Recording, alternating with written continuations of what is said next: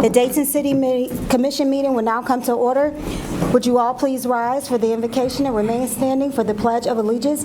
This morning, the invocation will be given by Commissioner Beckham. Dear Lord, thank you for this day.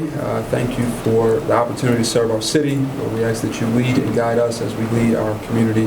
In your name we pray, amen. Amen. Pledge allegiance to the flag of the United States of America and to the republic for which it stands, one nation, under God, indivisible, with liberty and justice for all.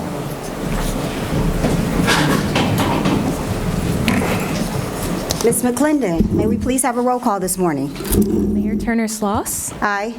Commissioners Joseph. Aye. Shaw. Aye. Fairchild. Aye. Beckham. Aye. May I have a motion to approve the minutes of the May 20th, 2026 meeting? So moved, Your Honor. Second the motion, Your Honor. It has been properly moved and seconded to approve the minutes of the May 20, 2026 meeting. All in favor say aye. Aye. All opposed say no. Any abstentions?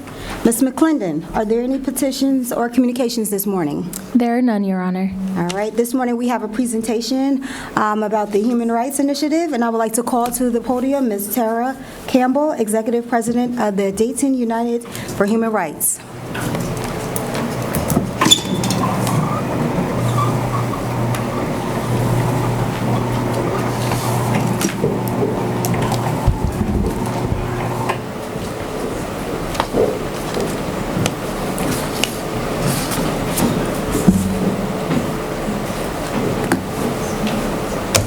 Good morning, Mayor, Good morning. Commissioners. Deputy, I think that's Deputy City Manager, I'm not sure. Ms. Valletta, Chief of Staff. Again, my name is Tara Campbell. I'm with Dayton United for Human Rights. And we are coming here to you today to present Community Voices Dayton Region Human Rights Report. So Dayton United for Human Rights, which we want to be pronounced as the doers, we're a diverse grassroots organization, actually 501(c)(3) that's been a 501(c)(3) for 2 years. Our mission is really to ensure the accountability for the protection of human rights through coalition building by listening to, educating, and involving members of the community and public officials. And one would say, what is a human rights city? It's really where the government and the residents work together to really uplift the human rights principles and as a foundation for laws, ordinances, policies, and for budgeting and civic life. And so really having that participatory accountability and well-being for all people. You want to say, where has Dayton United for Human Rights really started? And so the birth of this movement started in November of 2021. Mary E. Tyler, Peter Beckendorf, Erica Field, Shelley English really said, why not Dayton? And so they really started to get community input around 2022. And then we brought the resolution framework to the City Commission in 2023 for us to really talk about how government and grassroots could really do something together to really make Dayton the first human rights city in Ohio. In December of 2023, it was on the docket, and it was unanimously passed in December to commit for Dayton to become a human rights city. And since then, we as Dayton United for Human Rights started to really look at really understanding how do we be intentional in uplifting the voices of the community. And so we start hosting community collaboratives all over the city. We hosted 7. And so one would say, what is the human rights framework? It really has that open democracy, transparency, democratic, universal, non-discriminatory, accountability, and invisible rights. And so we use the Universal Declaration of Human Rights as our guiding principles. 30 articles that really emphasizes civil, political, social, and economic and cultural rights. And this was drafted really and proclaimed in 1948 by the United Nations. We have worked with the U.S. Human Rights City Alliance. We attended a actual leadership a leadership conference in May of 23, just to try to get an understanding of what other cities are doing. And so from there, we really said it is important for that we uplift the community voices throughout this process, because there was not a process that was there for community to be involved in this process. And so we hosted 7 community collaboratives. All in 2024, Central State University Dayton campus was the actual hub for those. And after that, we moved forward to the Dayton Metro Libraries. And so what do you say? What does Dayton really need to do to become a human rights city? That was the key question for many people in that room. And not only that, what was the recommendations we could offer to the city, community, and the county? One of the key things, one of the calls in this whole process was transparency in government. Equality and equity were the really prevailing themes throughout this whole process. So what we came up with was the 3 C's. In order for Dayton to become a true human rights city, we knew that it would take the city, the community, and the county to be a part of this process. So throughout this process, we met with 192 people and really identified those challenges and really talked to what it looks like to have those recommendations to really become a true human rights city, considering those historical voices, those marginalized communities, and the laws that affect them. And so you're talking about grassroots organizations such as Reach Indigenous Advocacy, Greater Dayton Peace Coalition, Black Lives Matter, Co-op Dayton, Dayton Tenant Union, Montgomery County Jail Coalition, of course, Dayton United for Human Rights Coalition, and the University of Dayton participated and facilitated these discussions around these 30 articles. But that wasn't it. We made sure that we had those personal testimonies where people actually provided those lived experiences. And we summarized it. These are the summary of the 8 things that people said as far as recommendations and actions.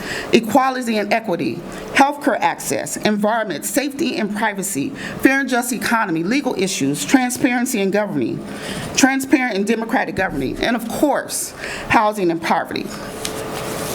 What was the key takeaways? The community identified there were really urgent barriers to dignity, equity, and well-being. High awareness of enduring legalities of redlining, segregation, and equality, lack of access to health care, food, and affordable housing, environmental justice concern, green spaces, population, pollution, increased accessibility for those with disabilities dedicated to safe spaces for youth, lack of accountability for police, trauma-informed crisis response, stronger privacy protections, disinvestment for war industry, increased investments for local businesses, living wage for all workers, in prison labor, and the criminalization of poverty and homelessness, and of course, government reform to increase transparency, accountability, and public participation. While we look at the next steps for DUHR, we will continue to host the community collaboratives to ensure that Dayton residents remain actively involved in this process for Dayton to become the first human rights city in Ohio.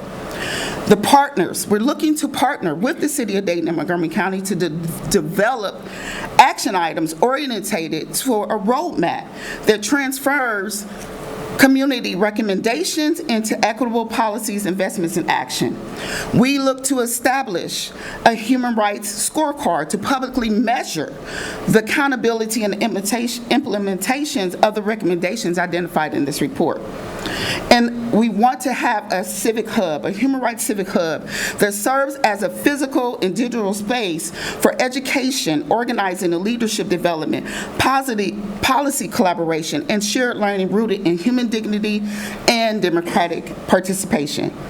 And we will continue to release the Community Voices Dayton Region Human Rights Report every 2 years and document those challenges and change. And lastly, we are asking and requesting that the City of Dayton add a line item to the budget for a Human Rights Action Fund to ensure financial support for the recommendations are outlined in this process. And we say, how do we move forward? It will eventually take intentional comprehension action to address the issues and barriers and challenges identified by the community for Dayton to become a true human rights city. It requires continued collaboration, education, research, civic engagement, and partnerships with the community at the center I'm going to say it again. Community at the center, city and county leadership. By working together to address the community-identified priorities and implement sustainable people-centered solutions, Dayton can build a strong foundation towards becoming a true human rights city where human rights are respected, protected, and fulfilled for all people.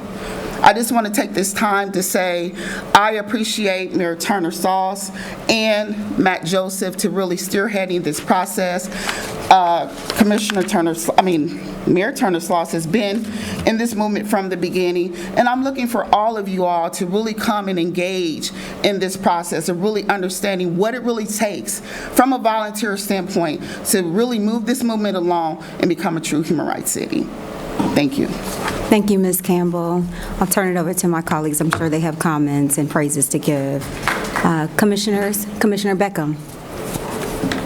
Thank you, Mayor. I just want to thank Ms. Campbell and the entire group, and it seems like a number of participants are here today, for all of their hard work to bring this forward to us. I know this has been a long process. I want to commend the Mayor and Commissioner Joseph for leading it. I also recognize there was a number of partners involved as well, partner organizations, so kudos to everyone that has participated and put in the long hours to get us to this point, and looking forward to just working and supporting the next steps. I will unfortunately have to miss today's work session due to another commitment and obligation, but I look forward to staying engaged, Ms. Campbell, so thank you for your presentation today. Thank you, Commissioner. Thank you, Commissioner. Commissioner Fairchild. Yeah, Ms. Campbell, thank you for the presentation. More importantly, thank you for the hard work, as well as all of the organizations and citizens who have worked with you. And, as you were talking, I was reminded that, not only are these rooted in the UN human rights, but they're really rooted in American ideals. I mean, these go back to the idea of life, liberty, and the pursuit of happiness. It goes back to the first 10 amendments to the Constitution, our Bill of Rights, and really digging in and making those real in our day and age and for our community. So thank you for doing that hard work. And it's also an example of governance. Citizens identifying the needs in their community, how we become a more perfect union, and how to move us forward. I also appreciate your perseverance, because this has been a long journey, and there's been delays there. We haven't completely fulfilled. We haven't completely fulfilled our commitment to you. We have that survey completed in a year. We haven't met that deadline. I'm very excited that we will have the survey completed, or we'll have the work session, and we'll get the report here in a little bit, and it will give us the opportunity to move forward and to really make this something real and concrete. And I didn't realize that Dayton United for Human Rights is doer.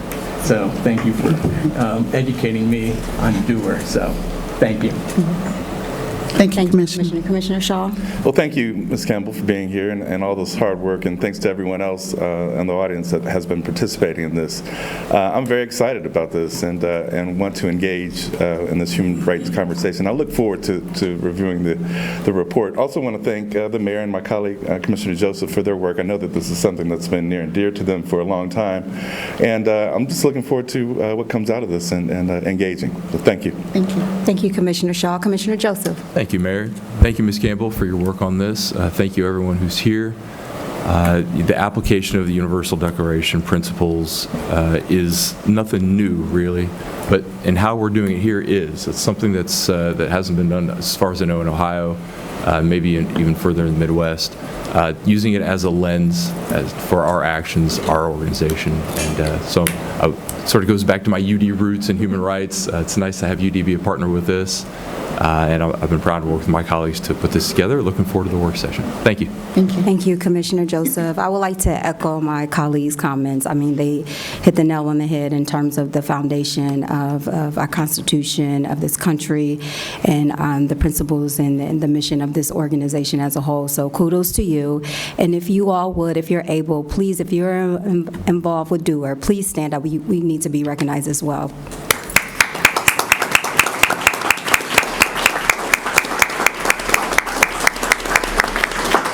Thank you very much. And I have to, and please forgive me if I miss your name, but I really want to uplift the work of Dr. Natalie Hudson, Dr. Joel Puce, Mr. Tony, Miss Mary E. Tyler, the whole coalition, of course, you, Miss Campbell. Again, this started back in, I believe it was 23 in Atlanta, Georgia, when this idea and this concept, actually before then.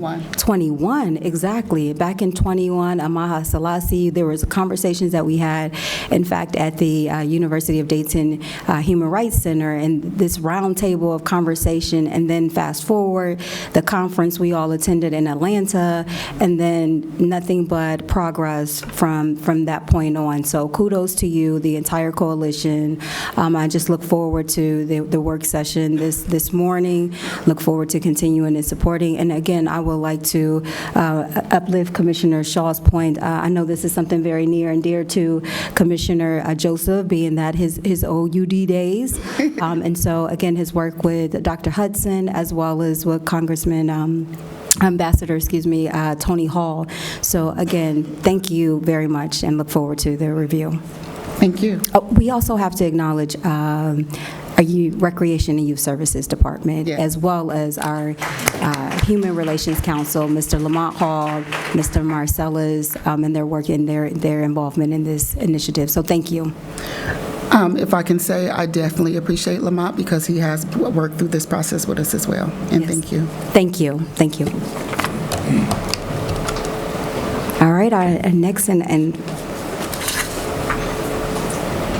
most exciting presentation this morning, we will have our monthly demolition update presentation. I would like to call to the podium Mr. Steve Gondel, Director of Planning and Neighborhood Development.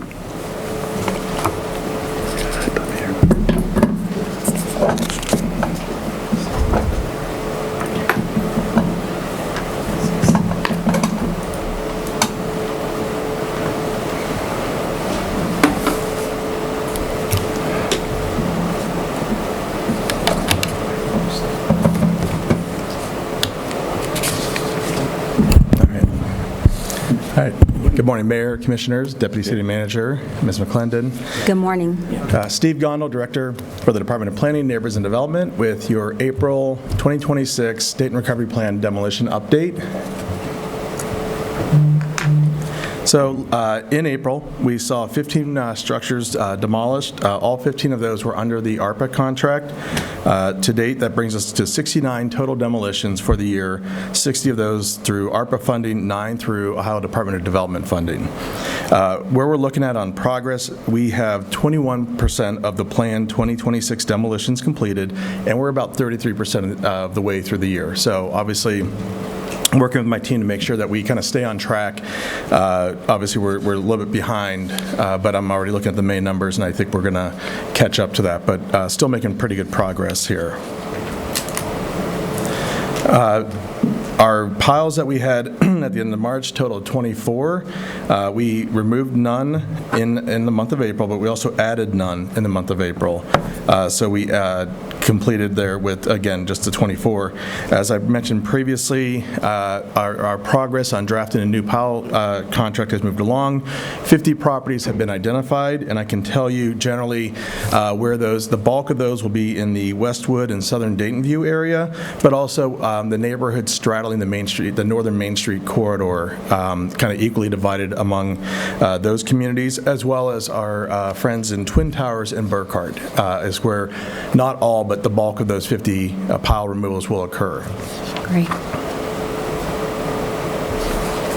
Again, just my mental reminder, no emergency demolitions to map for the month of April. That's good. But looking at where our 15 demolitions occurred in April, you'll see here that the following neighborhoods and the count per neighborhood, that Dayton View, 1, Fairview Neighborhood 1, Hillcrest 1, McFarland 3, Miami Chapel 1, Old North Dayton 1, Santa Clara 3, and Southern Dayton View 4. So that comprises the 15, as well as you see on the map here where those the removals occurred.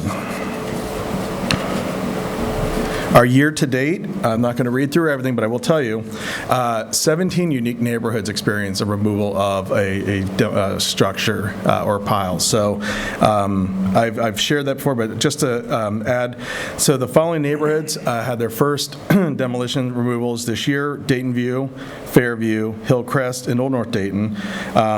And then kind of leading that is Santa Clara with 14 demolitions to date, and Southern Dayton View is now at 27 to date for the year 2026. So, and I've shared the previous neighborhoods in the past, but again, kind of both focusing, concentrating removal in targeted areas, but also spreading that across 17 neighborhoods where there's an opportunity. And so I know that matters for people, because like that one problem house on your block, maybe the only one in your block or neighborhood, and so we are getting this work throughout the city while still focusing on some of our hardest hit areas like Southern Dayton View and Santa Clara.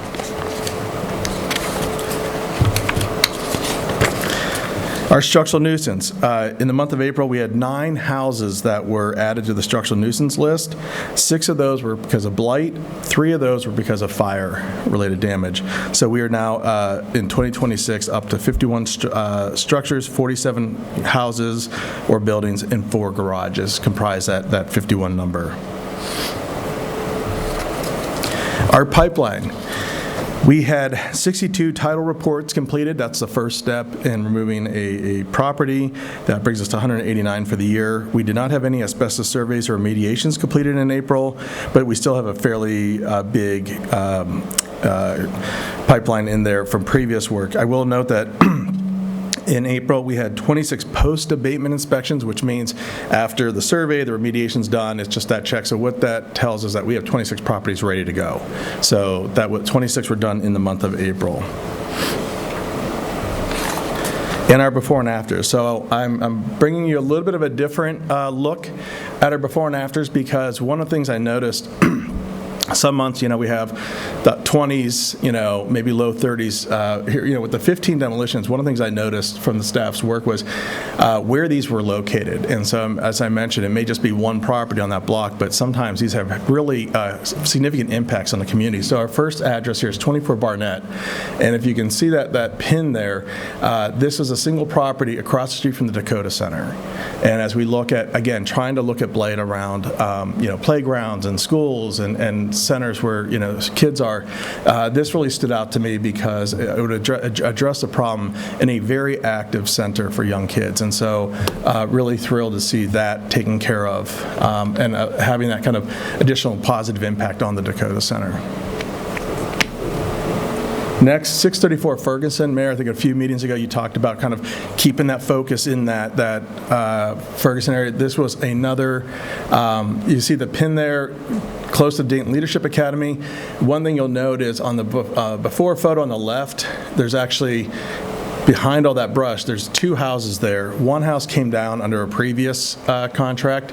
The second one came down. So now from kind of the alley or the pin going up, we've cleared out those 2 homes and now opening up that remaining house, which is occupied. And so continuing that work in that area to kind of remove all of that blight, especially around the school there. And so really pleased with just furthering that activity there. 237 Audubon. As the urban planner in me, I just liked it because you don't see a lot of these. It's really a unique sub-community in a neighborhood. Those homes, you'll see, kind of all face an interior sidewalk. That's pretty rare. And that's in the lower Dayton View neighborhood there. And so it's kind of a unique, you don't see a lot of these, but that one blighted structure really had a negative impact on all those remaining properties. And given the fact that they're close proximity and kind of having that shared English courtyard kind of front yard area, really thrilled to get that out of the way so that that community can continue to thrive in there. And so I pointed that out just because, again, we don't have a lot of residential alignments like this in the city, and so that's a really unique thing. Sometimes you kind of got to get out of your car and go look at it, but really cool that all of these front onto the yards and the front sidewalk. So 237 Audubon has been removed. And then rounding out, again, up the work up in Santa Clara, 3638 West Hudson, and then coming back down 555 South Broadway. This one is just north of Burkham Park. It's kind of, but it was the last house in that area, and you can see the difference of how that opens up that area for potential, whatever use, but that was the last remaining structure in that kind of block area on Broadway, and so removing that kind of opens up future potential in that area for other uses.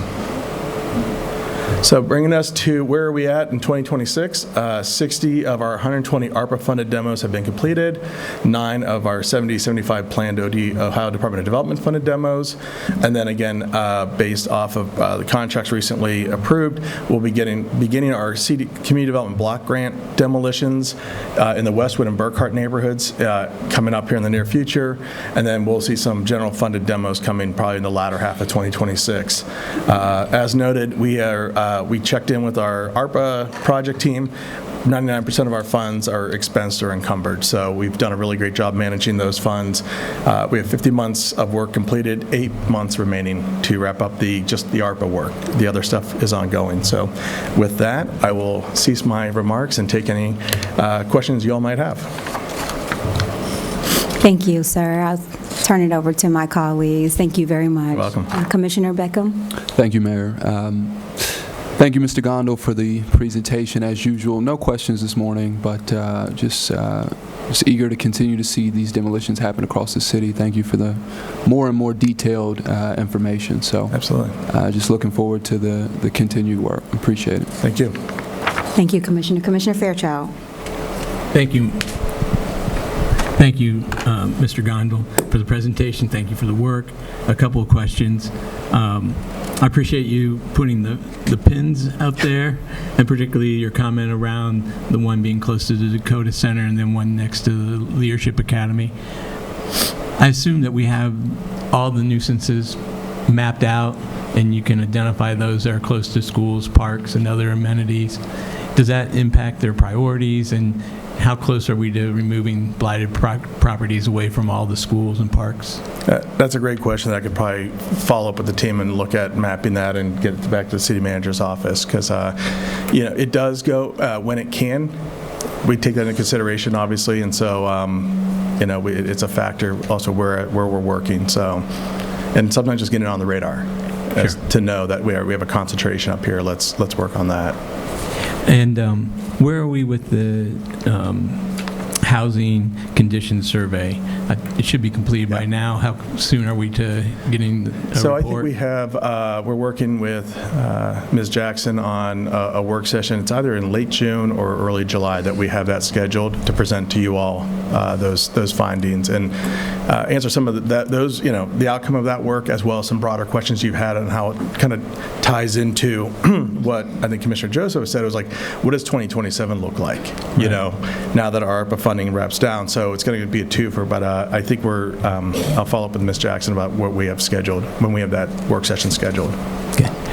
I appreciate the information about how many have been added to the nuisance list. I think 2 months ago I asked, what is the total number of the nuisance list? And I'm curious, as we see ones that are getting added, we see numbers being demolished. I'm just kind of curious over a multi-year trend, how are we doing in managing that nuisance list? So that's one aspect that we talked about with the city manager's office, of putting into that work session, so we can kind of dive into that list to look at it wholly as it relates to the condition survey and the scale of our issue, and then look at, as you kind of note, or as I note, breaking them out as how many are blighted, how many are fire damaged, and then of the fire damage, how many of those had insurance. So it's a little bit of a deeper dive that we asked to kind of put into that work session. So we're going to explore that during then. Okay. And then, we briefly had some conversation about some of the mitigation strategies that are used. As part of that work session, can we get kind of a deeper explanation of the mitigation? Because, at the end of the day, we want to stop having blighted homes, so we have to stop, so we can reduce the amount of money we have to spend to demolish blighted homes. So it seems like having a good understanding of the mitigation and whether it's successful or not. That's the other thing, like looking at that trend line of how the nuisance list is either increasing, decreasing, would be really helpful to know whether our mitigation strategies are working well. I think that's a logical part of that, because we got to figure out a plan for 27 and beyond as to what tools do we have now, demolition, the Dayton Home Repair Network, all of those things. So kind of having to look at that holistically to see how we kind of put a stop to the further decline in properties, and understanding both the ownership structures and, some of the other things that kind of come with the blighted properties. All right. Thank you. You're welcome. Thank you, sir. Commissioner Shaw? Yeah, well, thank you, Mr. Gondel, for being here and doing this presentation again. It's really important that we keep doing this and push the information out there. But I agree with you. It's really important to do the strategic demolition, having the most impact in dense areas that are salvageable, really. And then it speaks to the impact, and that's what I really wanted to bring across. But that's really all I have. I want to thank you for this and continue. Thank you. Thank you, Commissioner Shaw. Commissioner Joseph? Thank you, Mayor. Actually, I appreciate the focus that's been on what's going to happen in 27, putting that plan together. But I'm looking at the structures added to the nuisance list last year and so far this year. And I'm wondering if we are reaching some sort of stability. Like we can expect, there are always going to be structures added, and the question for us is how we deal with them, right? So do you think that, just from your educated opinion, do you think that's probably, we're going to be a little over 100 structures added each year? Is that, I see it looks like we're sort of heading the same place, 15 or so. Yeah, it's hard to say. I'd have to probably go back and have the team look at the previous years on the breakdown. It could tell me like how much were blighted, how much were fire. So it almost, because the fire is that there's a kind of a pacing there to say, all right, how much, and we've been working with fire continually to kind of look at how we address that, and so to see if there's any trends that could predict. I would love to, to keep it below. Ideally, I'd love to get it where it almost trails down. Yeah. Yes, we're always going to have an issue on blighted and fire, but to get that number, not even at an average of 100, but to really get in that trending downwards, that we're having intervention, as Commissioner Fairchild said, to kind of stop the further decline of properties, that we bring in resources into place to help people, help properties. And so, I think 100 would be manageable, but yeah, would love to see it trend down even further. Great, me too. Thank you, Mr. Gondel. Thank you, Mr. Gondo. I really appreciate the update, the monthly updates. This is something that I always look forward to. I want to commend you and the staff. I do have a couple of questions. Great update. One is, what happened with the previous chart where you, I believe it was a heat map, and then you also laid out the various different locations, i.e. neighborhoods, in which the demolitions were taking place. You spoke to it, but in the past, you had a actual chart that laid out whether it was one demolition in Dayton View, 4 demolitions in Westwood. Again, I believe in last month's presentation, you had that chart.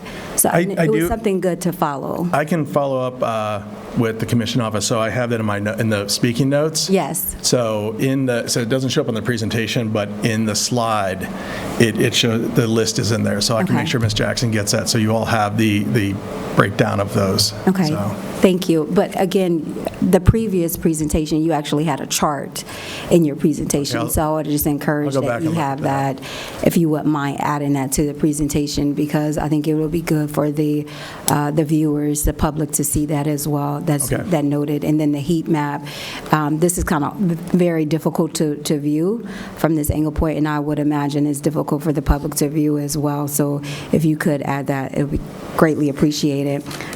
Just a couple of follow-up questions, too, to that. Again, I see the demolition is definitely making its way in some of those more distressed, challenging areas. Could you have the staff go back? There was a recent demolition that took place on Broadway. And what I'm seeing is that once the structure itself is removed and the grading and seeding starts to take place, there is some left debris that is not removed entirely from the site. So James H. McGee, and that goes back to the old, the bus hub on J.H. McGee, there's still some debris there, bricks, concrete, whatever have you. So if you could have the staff review that. North Main Street as well. And then I know it's still fairly new, if you will, but there have been a number of concerns. Commissioner Beckham actually raised it from the dais last week in regards to Tasty Bird. If we can have, and I know it's under review, but if we could have an update as to where we are, just so we can share with the public, like it's going through the process, there's investigation that needs to take place, RAPCA, whomever have you, has to go in, FD has to go in and do their piece. If we can have some level of an update, I think it would be greatly appreciated, because we received a number of calls, inquiries, emails, all the above. Yes. Mayor, we do have an update that we can share with Commission today regarding the Tasty Bird demolition. Great. We have been in contact with the owner and are working with the owner and their insurance company. We've let the owner know and how to understand all of their obligations regarding the cleanup and security of the property. So we have been working with the owner. We have been notified about the insurance company, and we are working to get the escrow set up so that the removal of that fire pile can progress. So just wanted to give you that quick update, but we do have a more detailed update that we can share with you and packet this Friday. Thank you very much, Ms. Lofton. I greatly appreciate it. And I don't want to put the onus on the city, but is it an opportunity for us to potentially look at securing the site with jersey barriers? Because I'm seeing a lot of activity where there's scrapping, a number of various different things that are taking place. So I don't know if that's part of the review as well. Yes. Thank you, Ms. Lofton. The other is, most recently, again, we had a couple of unfortunate incidents that took place, but the Blues Barbershop on Hoover Avenue, do we have an update or an idea as to where we are in that location as well? That one I'll have to follow up with you. Yes, sir. I'll get with staff. Yes, sir. Thank you. Blues Barbershop on Hoover? Yes, sir. Okay. And I would say a staple in the Westwood neighborhood. It's been around for quite some time. And then the other, Commissioner, did you have? No, I just disagreeing with you. Okay, yes, sir. I believe you used to get your hair cut. I did. Yes, yes. The other question that I wanted to pose this morning is, could you just at a very high level, just explain the process?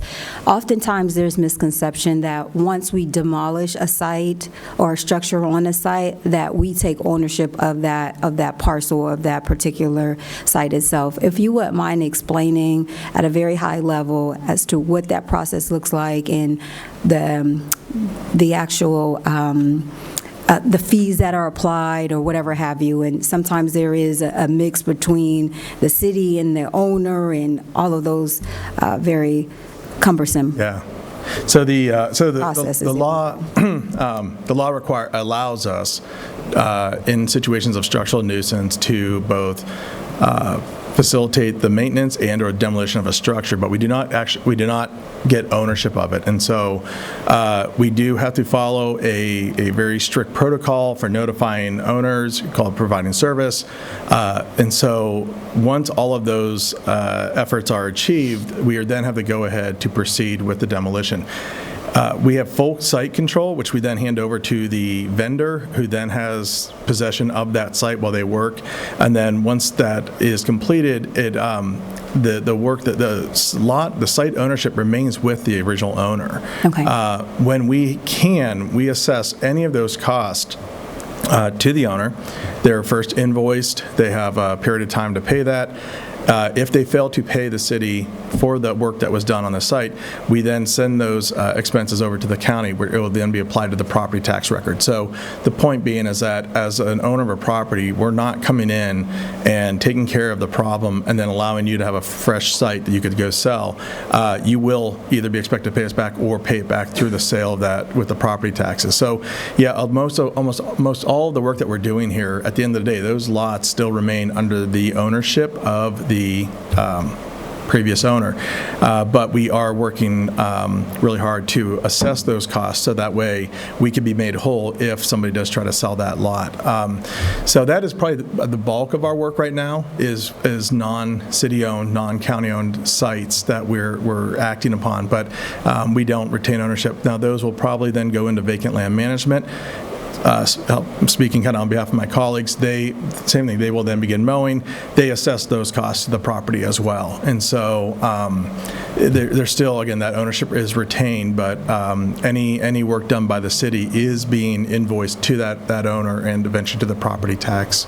From there, individuals can go to the county treasurer, they can initiate a deposit or foreclosure on the site. So, the public, adjacent property owners can actually try to get ownership if they choose, but they would do that through the county. And our friends at the county are prepared to help with that. And so there is a means there. But yeah, that's a lot of this work is done in spite of, property owners. Okay. Thank you. I really appreciate it. Last question. Well, actually, two more. Sure. Very, very brief. So again, some of these various different sites that have remediation, demolition, if we could be very strategic and intentional about the removal of the overgrown vegetation. We're taking out structures, but then oftentimes we're leaving trees that are just overhanging or overgrown vegetation, and it doesn't give a very pleasing view, if you will. Sure. And so we want to make sure that with the removal of these sites, of these structures on these sites, that we're adding some level of beautification so that there can be potential development there. Yeah. So, and I know that's out of your wheelhouse, but again, I would just ask that if we could have that conversation with our public works or the contractors, whomever have you, and making sure that we are addressing, and you all did that work with probably about 2-3 years ago with the demolition of the unfortunate fire that took place on Negley Place in Broadway. You all went in, removed a number of the overgrown trees and vegetation, so I would just encourage that work moving forward. Yeah, and actually that does fall, that can fall under our contract. And it's timely you brought that up. I was approving invoices yesterday, and I noticed that they're pretty detailed, whether it's just a structure, but our level of tree removal actually has kind of picked up depending on the site. And so what happens is there's a pricing point based off the diameter, so we pay extra. And so where the nuisance specialist will then confer with their supervisor and potentially up to the division manager, myself, as to how many trees do we think we need to remove based on threats to other properties. And the reason why we kind of confer on that is because it cuts into the demolition of other properties. So we really try to look at the most problematic trees and brush and all that we can remove. And then when we do have to pay kind of like an a la carte on top of that, we really try to make an informed decision on, does this actually continue to improve the lot? Does it maybe prepare the lot for future redevelopment? So we don't take down everyone, but they do try to look at, this might be, if it's a diseased tree, even if it might cost us $2,000 or so, they will suggest removing it because we're out there, we're working on it, and again, we want to make sure that when these lots can be turned over to a future redevelopment, that we took care of all the problems right at one point instead of saying, oh, the lot's ready, now you have to go in and do all this removal. So looking at some of these invoices, I do notice that they've been pretty good about looking at the removal of additional trees, even if it is more of an expense because of the reasons you pointed out. And so I would say on properties where there is a remaining issue, just send them my way and we'll look at working with our colleagues in vacant land management on whether further reduction of trees or need to be removed. Yes, sir. Thank you. I appreciate you extending that offer. We'll work through, Ms. Jackson. Appreciate that. Thank you. Last comment, and it's more so maybe to Ms. Lofton. So your predecessor, Mr. Kinsley, prior to him leaving the organization, there was a pilot that was deployed, and it basically was an opportunity similar to the depository program, if you will, almost complementary to the Lot Links program, where there were a number of parcels that were under the city's ownership, and there was a pilot to where there was maybe like open.gov, where individuals can go and they can potentially bid for the sites that they had an interest in owning or ownership. Do we have an update, or can we have an update on that to see where we are in that process, if that pilot program is in fact still running? Yes, we'll get you an update.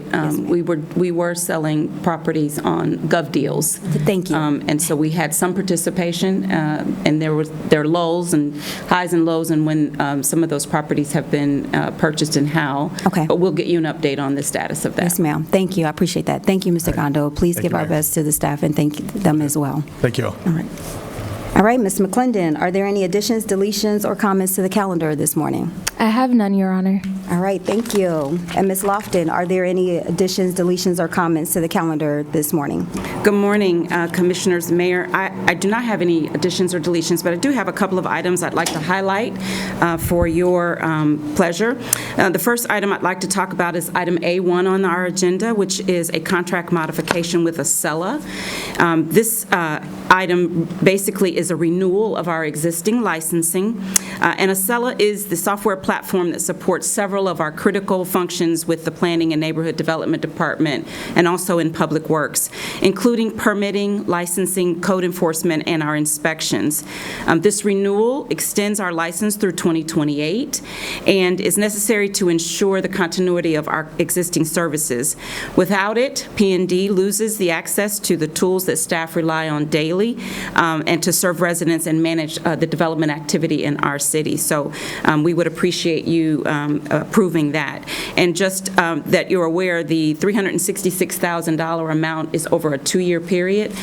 So the first year's license is $178,000, and the second year license is $188,000, which makes up that $366,000 total. Next, I'd like to share with you some information regarding A5, which is a master agreement with Southeast Ohio Public Energy Council.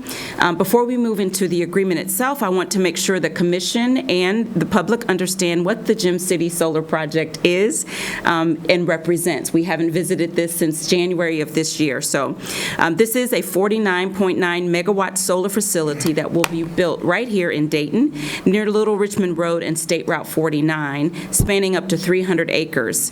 When complete, it will be the largest solar project within the city's limits and one of the largest community choice solar projects inside any American city. It will generate enough electricity each year to power roughly 14,665 homes, supplying approximately 30% of the energy used in our residential electric aggregate program. Because we're locking in a fixed price for 25 years, we're also protecting residents from volatile energy markets. And projections show that could translate to up to $42 million in savings for our residents and small businesses over the life of the agreement. This project is also a true partnership between the City of Dayton, SOPEC, AEP Energy Partners, and solar developer Zelestra. The City Commission approved the energy purchase agreement with AEP back in January of this year. Today's action, which is the master agreement with SOPEC, is what ensures that solar energy is properly integrated into the aggregation program that serves our residents. Because SOPEC administers the program and holds the supply agreement with AEP, we need this separate agreement to connect all of those pieces. So the agreement commits SOPEC to work collaboratively to incorporate the Gem City solar energy into the aggregation program. It also protects the city, it keeps costs in check for us, and it makes clear that all renewable energy certificates remain under the city's ownership and control, and it establishes procedures should the city ever choose to leave SOPEC in the future. It is worth noting that due to the sensitive energy procurement and marketing related provisions, the agreement is considered a trade secret and is therefore exempt from public disclosure. And our law department has reviewed that and approved that as well. So this agreement is basically an essential step to keep our project on track towards our 2028 launch time frame and to deliver our commitment to a cleaner, more stable, locally generated energy for Dayton residents. And then last but not least, I'd like to highlight item B6, which is a contract that was awarded to Outdoor Enterprise LLC. The contractor met the city's 10% MBE goal, and this $144,000 project is funded through issue 6. It will remove some aging playground equipment and existing basketball courts, making way for some new improvements at Burkham Park. So we are looking forward to this full project coming to bear, but we needed to get some of the old stuff out the way so we can begin to plan for introduction of some new equipment and modular restrooms in that facility. And that's all. Thank you. Thank you, Ms. Lofton. Ms. McClendon, are there any citizens who are registered to speak this morning? Your Honor, there are no citizens registered to speak on calendar items. All right, thank you. Commissioners, are there any comments on the city manager's recommendations? Commissioner Beckham. Thank you, Your Honor. Just a few on the service agreement for the Gym City Solar Project. I want to congratulate the organization, congratulate our sustainability office, and all of the partners that made this possible. 30% of our aggregation program, that's a big number, and this is a really innovative, dynamic project that, as I said in January, I think sets us apart. And I am just thrilled to see this come forward and glad to know that the ball is rolling and that this is near completion. So congratulations to all, mostly to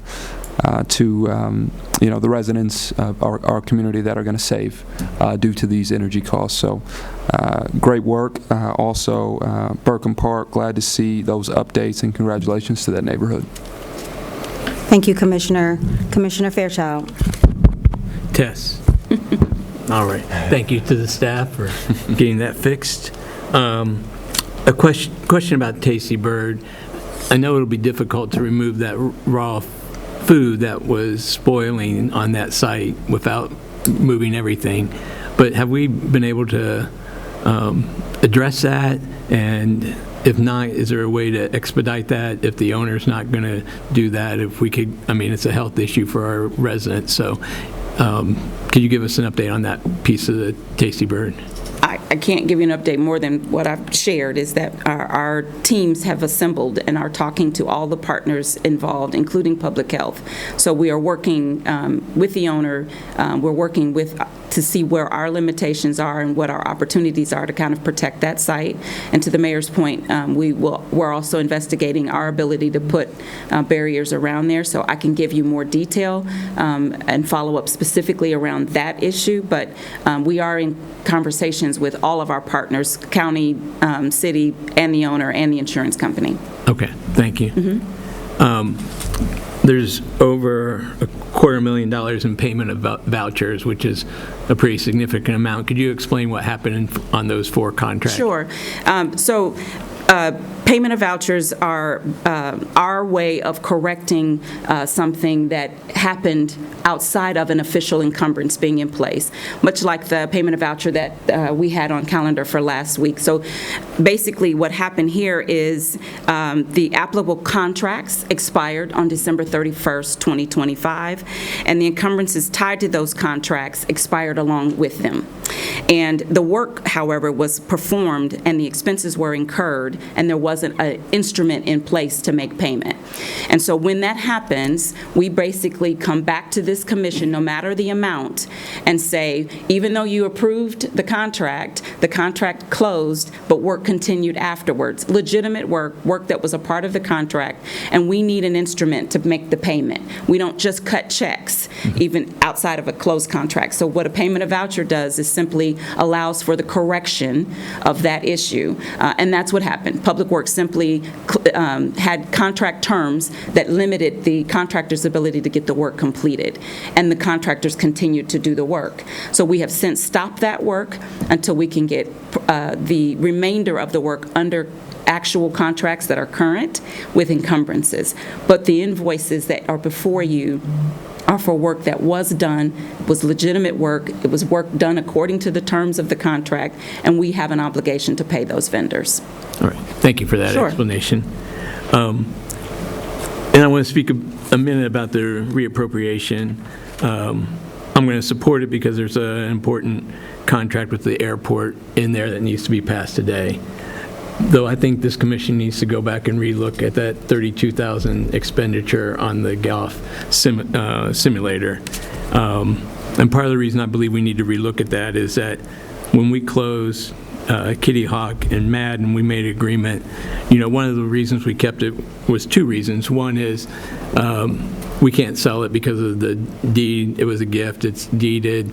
And so there's no way to liquidate that asset to the benefit of the city.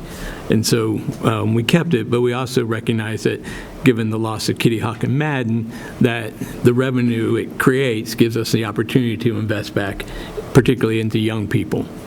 As somewhere it got decided, city manager policy, that $50,000 would be sufficient to give for that process.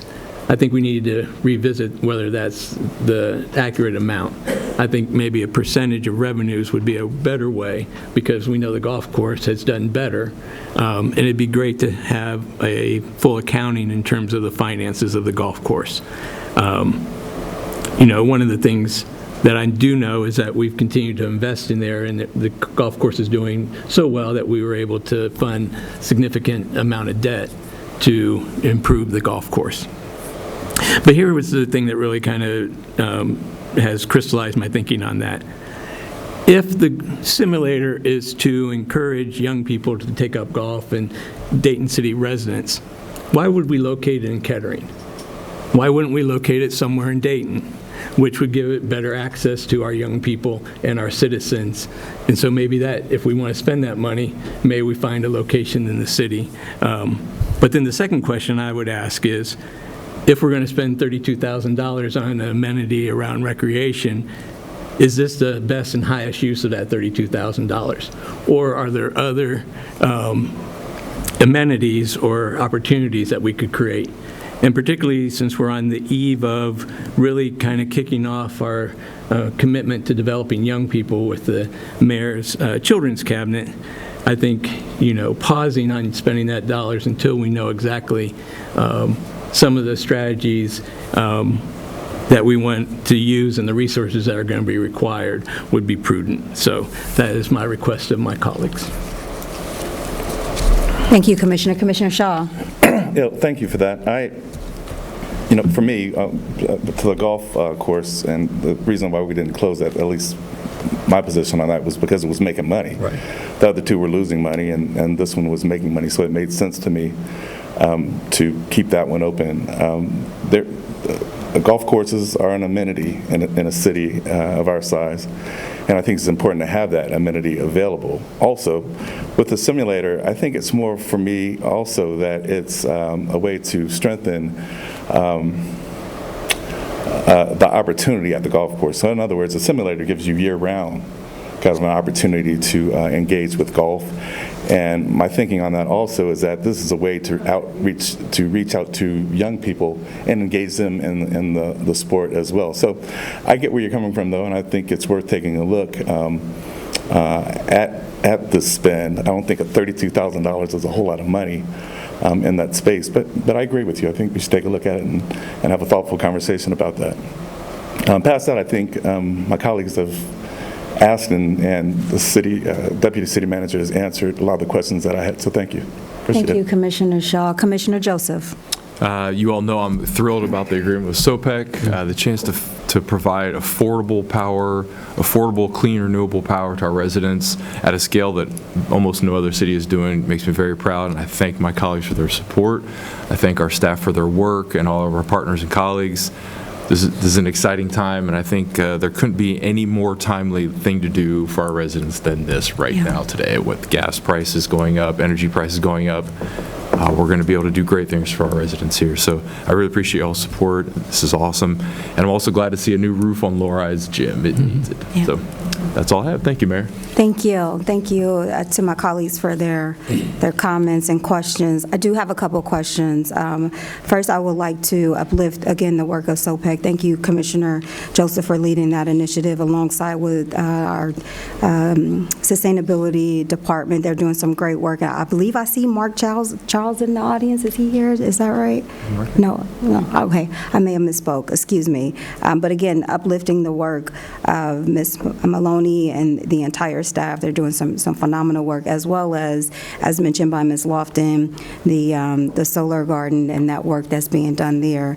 And just recently, there was an announcement made in the Youth Climate Initiative, and so more to come on that will be rolling out.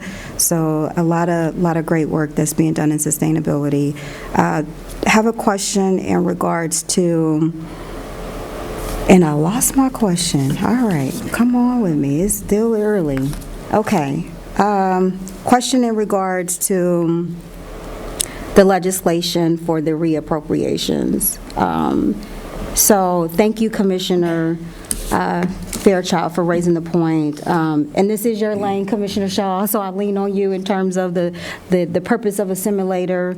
And I am supporting, I think we do need to pull back the $32,000 for the golf simulator. And thank you, Mr. Parlett. I know last week you gave the history as to why that investment is being made there in that particular golf course, noted that it was donated to the city of Dayton. I believe that answers your question, Commissioner Fairchild, in terms of why is at that particular site. I don't know if it's easily to transport. Like, is the simulator something that you can move from the GDRC to get kids acclimated so they can really see if that's something they want to engage with? Maybe it's a day of practice if it's golf for you. And then is it able to be transported to, again, to the site, the fixed site of the golf course itself? Could we utilize it to help create interest? Yeah, I'm not an expert Okay. in any way, as Commissioner Joseph will Okay. tell. So I don't know the answer. Just a leisure sport, I know that you enjoy. I think that is something that we should definitely pose in terms of, is it something, how do we generate the interest given our commitment to our youth, given the work that our okay, Mr. Parlett, he got an answer for me. Thank you. I don't know if I have the answer, but Okay. as much as I know about golf simulators, there would have to be some very specific calibration involved with the AI that the simulators use. So I don't know about the portability. My guess is that they're not very portable. But what I can say is that we do have equipment that we utilize in the recreation centers, not simulator, but it's I forget the exact term, but it's like not golf clubs, but they're like plastic, and there's kind of getting the concept of golf, and we do that work with our young people in the recreation centers. I can tell you that. Thank you. Do we have a day of action or a day of interest? How do we make sure that, given where the golf course is located, right? It's in Kettering. How do we make sure that our residents, our youth, are able to actively engage in, first, that they're aware that this is in fact an amenity in the city of Dayton, not per se in the city of Dayton, but it is a part of the city of Dayton, I should say, under our ownership and care. So how do we make sure that that is made aware to the public, and how are we affording those opportunities to our youth, our students, and working in collaboration with our recreation and youth services? I just want to make sure that people know $32,000, it may not seem like a large chunk of change, but given these times and the constraints, every dollar counts, and we want to make sure that it's, to your point, Commissioner, right, the highest and best use of these dollars that we have in the city. Well, I can say that the signage on property well reflects the fact that it is City of Dayton owned and operated. Also, in our recreation centers, well, at the golf course offers a youth clinic over the summer, which is one of few in the Miami Valley. Okay. And we well advertise that within our own recreation centers and highly encourage young people to participate. Okay, thank you. If you can share that information with us, I'll be happy to get that out. I want to make sure that we are exposing our students. And with that, the work, and thank you, Ms. Jackson, for helping initiate this push to make sure there's over 100 or so different recreational activities and camps. We have that information that is rolled out on social media, and we'll continue to share that information. I'm sure that is a part of the initiative as well. Yes, ma'am. We actually have a presentation relative to that as a part of the work session following here. Oh, wonderful.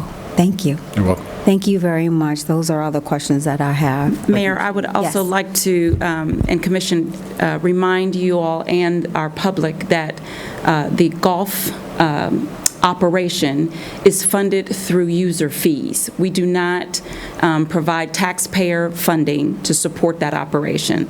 So all of the fees that are charged to whoever uses that golf course goes into a fund, and those dollars are what's used to cover the expenses.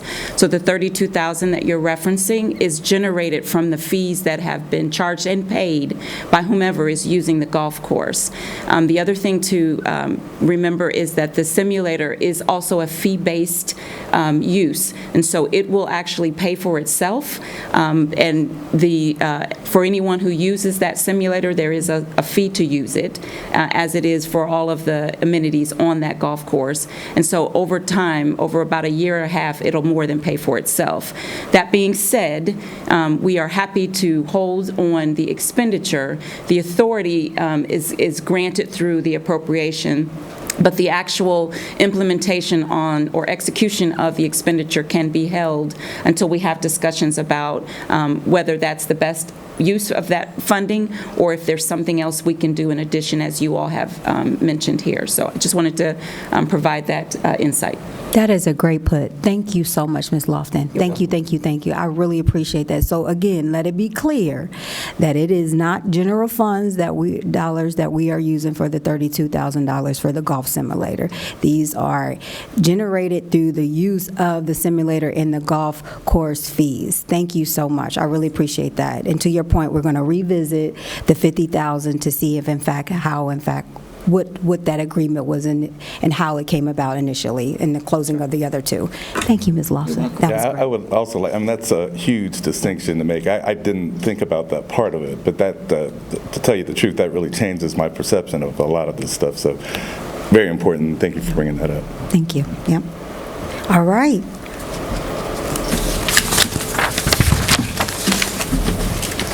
Okay, Ms. Lofton, we ready for legislation?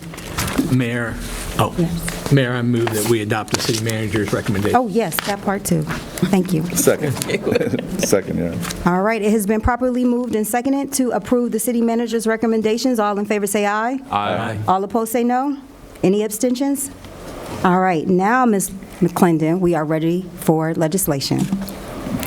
Second reading ordinance number 32190-26, amending the official zoning map to establish Plan Development 195 and to change the underlying zoning from mature single-family residential, MR5, to mature multifamily, MMF, at 40 South Edwin C. Moses Boulevard, 3.74 acres. Mayor Turner-Sloss. Aye. Commissioners Joseph. Aye. Shaw. Aye. Fairchild. Aye. Beckham. Aye. Ordinance number 32190-26 has passed with 5 votes in favor. Second reading ordinance number 32189-26, amending the city's appropriations for the year 2026.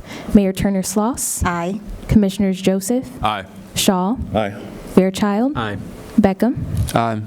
Ordinance number 32189-26 has passed with 5 votes in favor.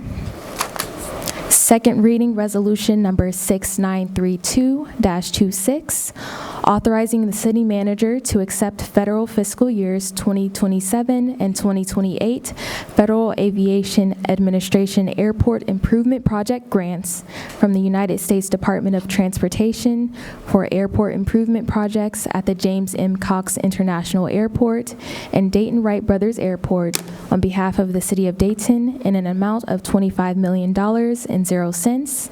Mayor Turner Sloss. Aye. Commissioners Joseph. Aye. Shaw. Aye. Fairchild. Aye. Beckham. Aye. Resolution number 6932-26 has been adopted with 5 votes in favor, and that concludes legislation, Your Honor. Thank you, Ms. McClendon. I really appreciate it. And are there any citizens who are registered to speak this morning? Your Honor, there are 14 citizens registered to speak. Okay. I would like to remind everyone of the 3-minute time limit. As you address the commission, we ask that you state your name and address for the record. At that time, I will turn on the green light. When the green light comes on, you will have 3 minutes to speak. After you have spoken 2.5 minutes, a yellow light will come on and you will have 30 seconds remaining to speak. When the red light comes on, you will be asked to cease your comments and to take your seat. To the audience in attendance, please be mindful this is a business meeting, and we kindly request that during this portion of the meeting, you refrain from any hand clapping, finger snapping, and conversation that would prevent the City Commission from hearing the speaker's comments. I call to the podium Joseph Abrams, Sarah Horton,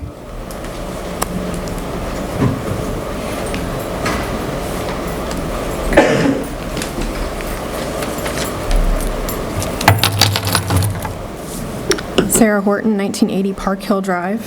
Good morning. Good morning.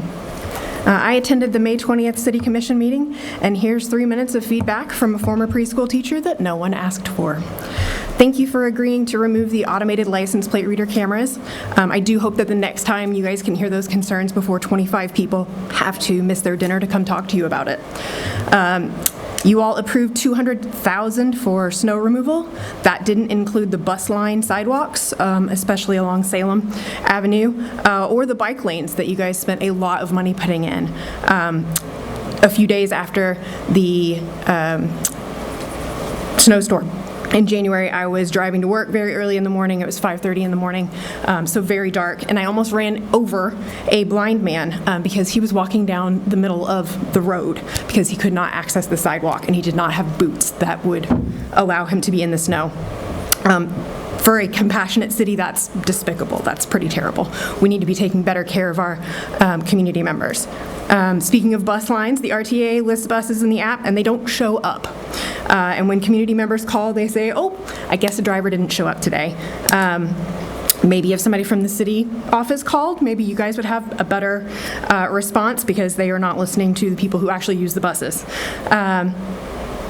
Why does it matter if the golf course is self-funded? You know, you just reminded us that this is a business meeting, so is the city of Dayton a business, or is it not? Why does the golf course get a special distinction? Why is that not in the general fund?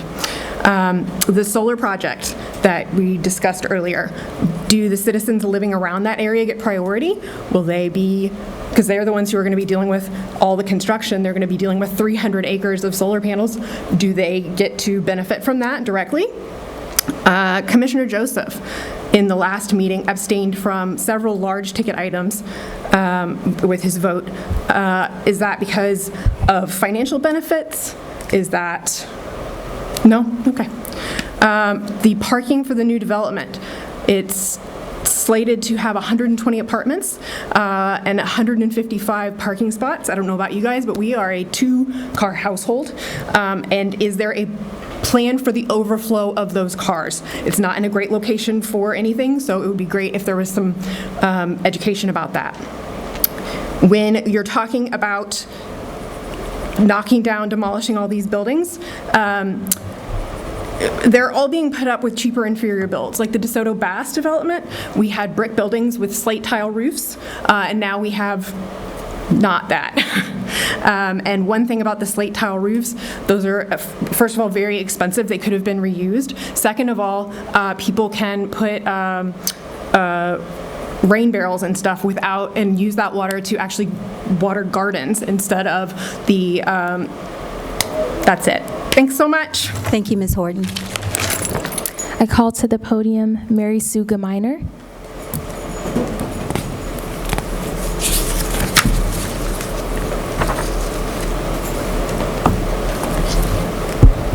Mary Sue Geminer, 1418 Arbor Avenue. Good morning.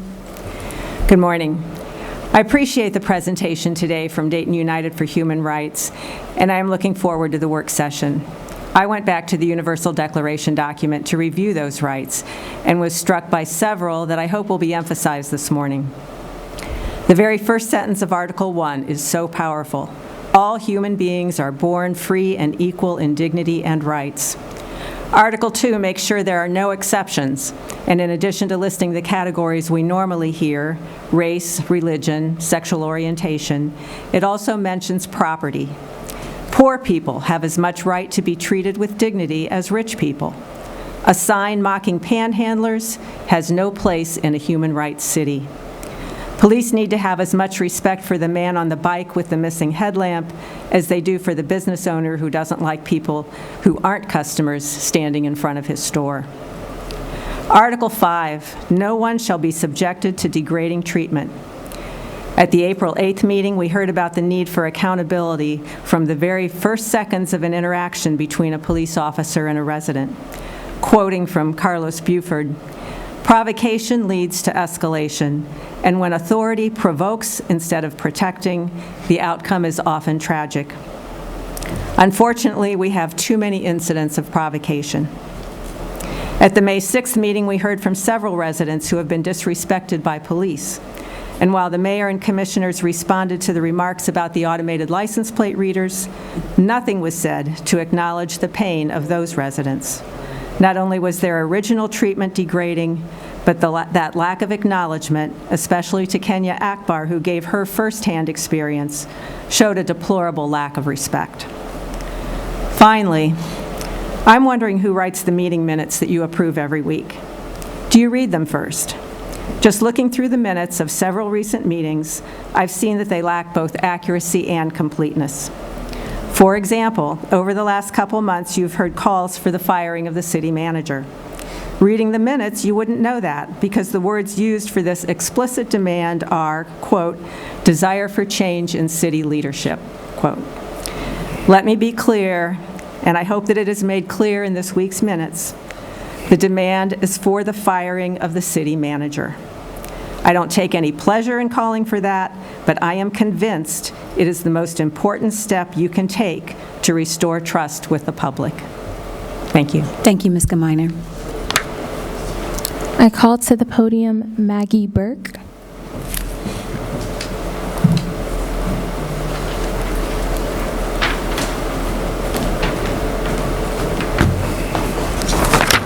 Good morning. Maggie Burke, 1200 Epworth Avenue. Good morning. Good morning. Hello, everyone. I'm very excited to be here today. I am the Vice President and Youth Program Director for Dayton United for Human Rights, and I'm here to uplift the Community Voices Dayton Region Human Rights Report. For 2 years, community came together and volunteered their own time and energy to share their thoughts, personal testimonies, concerns, feedbacks, and visions to help bring this report to fruition. I want to share a tremendous thank you to everyone that invested their personal time into this report to capture community feedback from hours of research, documentation, writing, editing, phone calls, meetings. Did I mention meetings? I want to emphasize that this report was put together for community by community. Individuals who live, work, visit, and spend time in Dayton took time to share their concerns. Neighbors shared lived experiences. Crucial conversations leading to action items took place. While the community collaboratives occurred, education series, countless tabling at events, social events, and collaborations with community advocates occurred as well. Dayton United for Human Rights is community-centric, and we truly believe our voice is our human rights choice. Now that the report is published, it does not mean the work is over. I am here asking all of you to take time and read the information community is sharing, listen to community voices with intention, and develop transparent, human rights-centered policies, procedures, interactions, budgets, etc. Community has identified the most urgent barriers to dignity, equity, and well-being. Please listen and take action. Let's work together, community and the city, to establish a city ordinance to become a human rights city. I also urge everyone in the city to dedicate funding for and establish a Human Rights Action Fund as a permanent line item on the city budget.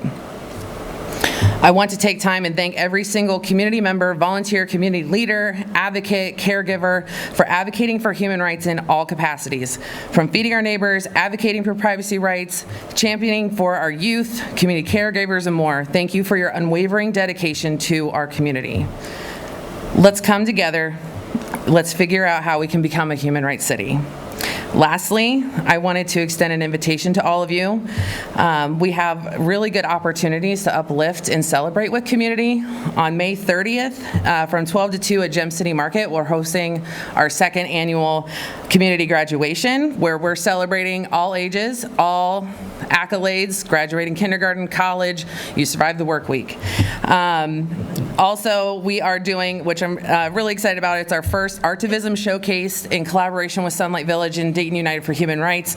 That's June 13th from 12 to 2. You get to come see the kids and what they've learned about civic engagement, human rights, art, it's amazing. And then lastly, July 11th from 12 to 3 at the main library downtown for International Day of Hope. Thank you. Thank you. I call to the podium Reverend Kelly Kelly.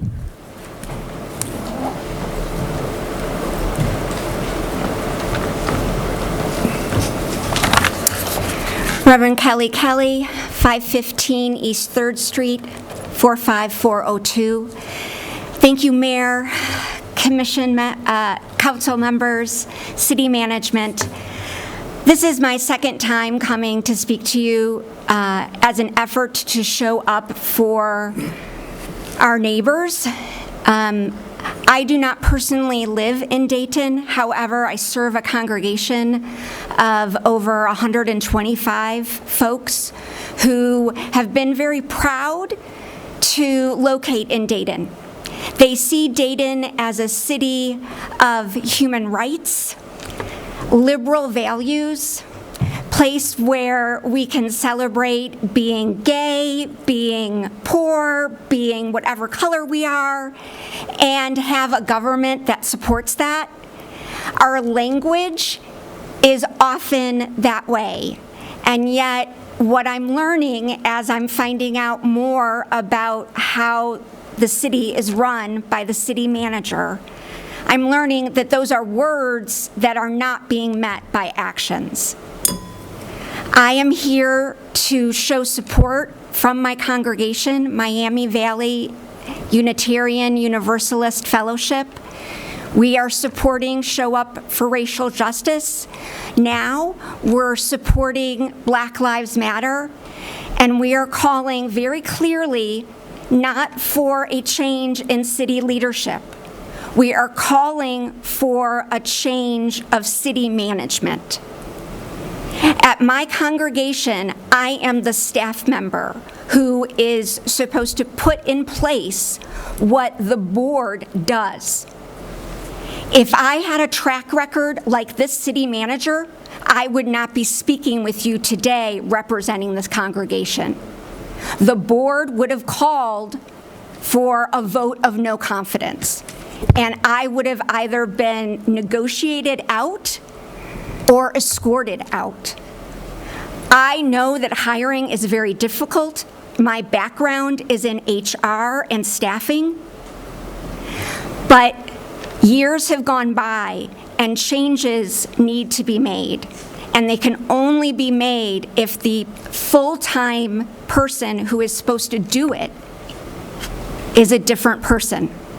And I hope that the council will look at ways of hiring their replacement that are transparent and that involve the community. It is beautiful to see so many people here today, and they're here because they care about Dayton. That's not something to to roll our eyes at or to bemoan. They're here because they care and they want your words to matter. Thank you. Thank you, Reverend Kelly Kelly. I call to the podium James Parton.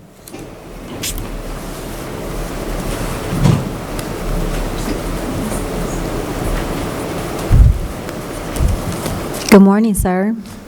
Good morning, Mayor and members of the commission. My name is James Parton. My address is 2200 Wyoming Street. Thank you for the opportunity to speak, and even at my first meeting ever, I will be returning for these.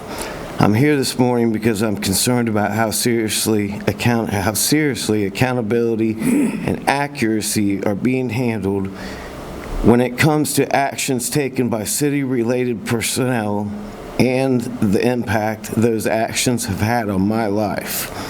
I want to be direct. I believe there are unresolved issues involving inaccurate information, poor communication between agencies, failures in oversight that have had real consequences for me legally, medically, and professionally from officer misconduct, collusion, and even criminal legal retaliation, and all on video and transcript paperwork. This is not a matter of misunderstanding anymore. At this point, it is about whether the system in place is functioning properly and whether citizens are protected from harm caused by incorrect or incomplete records and statements and lies being told. Over the past several years, I've worked to rebuild my life. I've completed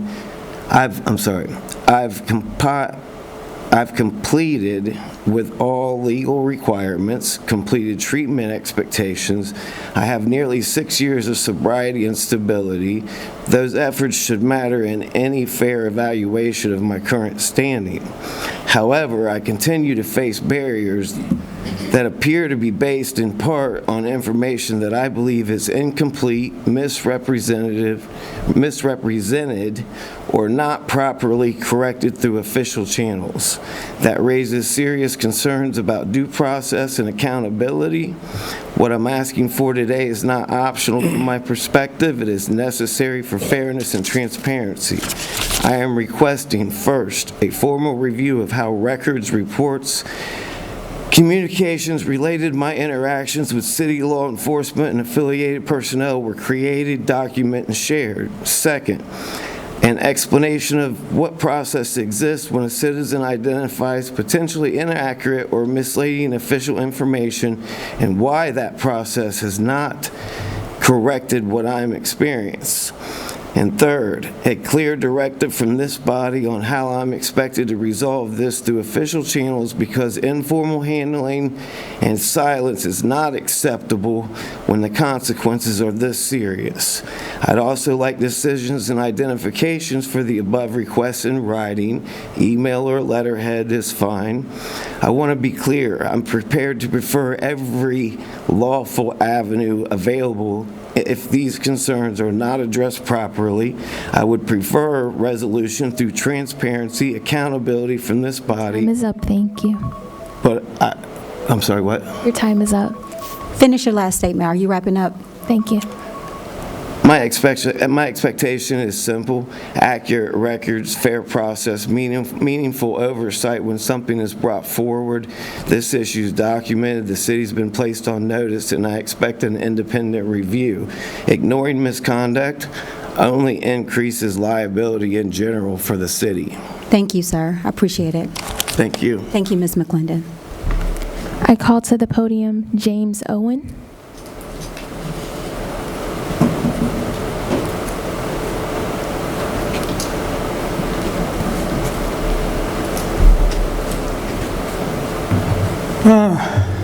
Good morning, sir. Good morning. I'm coming here for, it's a personal thing here with parking in front of my own home. Mr. Owen, state your name and your address, Oh, I'm sorry. please. My name is James Owen, 619 Green Lawn Avenue, Dayton. I'm here about parking in front of my own home. 4 years ago, I had a heart transplant. A year and a half prior to that, I had a heart pump put in. I was in the hospital for a solid 3 months. With that being said, I've got a neighbor that wants to keep calling, getting a green sticker put on a vehicle of mine because it's not moved in 48 hours. It's directly in front of my own home. It's not bothering anybody. I had law enforcement come out, started the truck, moved the truck, all in working order, not flat tires, anything like that. Okay. 2 days later, she does the exact same thing again. Now, with that being said, with this heart transplant, at any time, I could go into the hospital. They could call me up and say, hey, we don't like blood tests that came back. You're showing a sign of rejection. You have to come to the hospital. Am I going to have to worry about my vehicles being towed off of the street because they haven't been moved in 48 hours because this lady next door? I've lived at that house for over 30 years. Come home from that house from the hospital when I was born. Been in our family for almost 100 years. And to have to just keep dealing with this lady constantly, you know, and I know we've got better things to do with the money for the police department than to keep coming out for things like this. And I was told through the police, maybe I should come down and speak to you, that maybe you guys could do something for me, that is a rule of 48 hours. I did try to get, you know, police reports from where I've had mediation out there trying to get a protection order against this lady. Can't give protection orders out unless there's violence. I'm like, that doesn't sound right to me. But, you know, I even went down to the sheriff's office. I've been to the Dayton Police Department looking for police reports. No reports of me calling in 911 where she's threatening to come outside with a weapon on a neighbor and myself and another neighbor about 2 weeks ago. No reports of a 911 call with a woman coming out with a weapon. I couldn't understand that. But if you guys could help me out anyway, I'd appreciate it.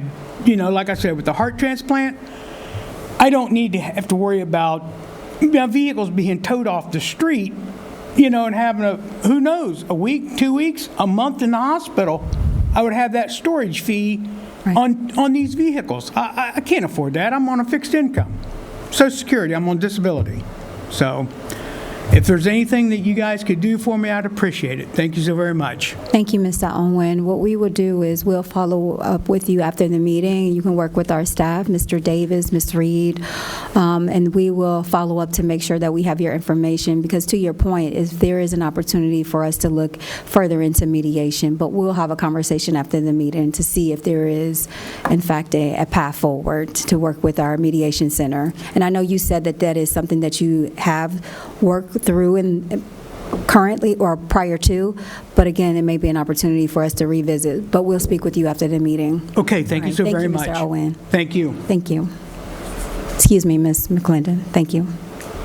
I call to the podium Paul Kerrigan.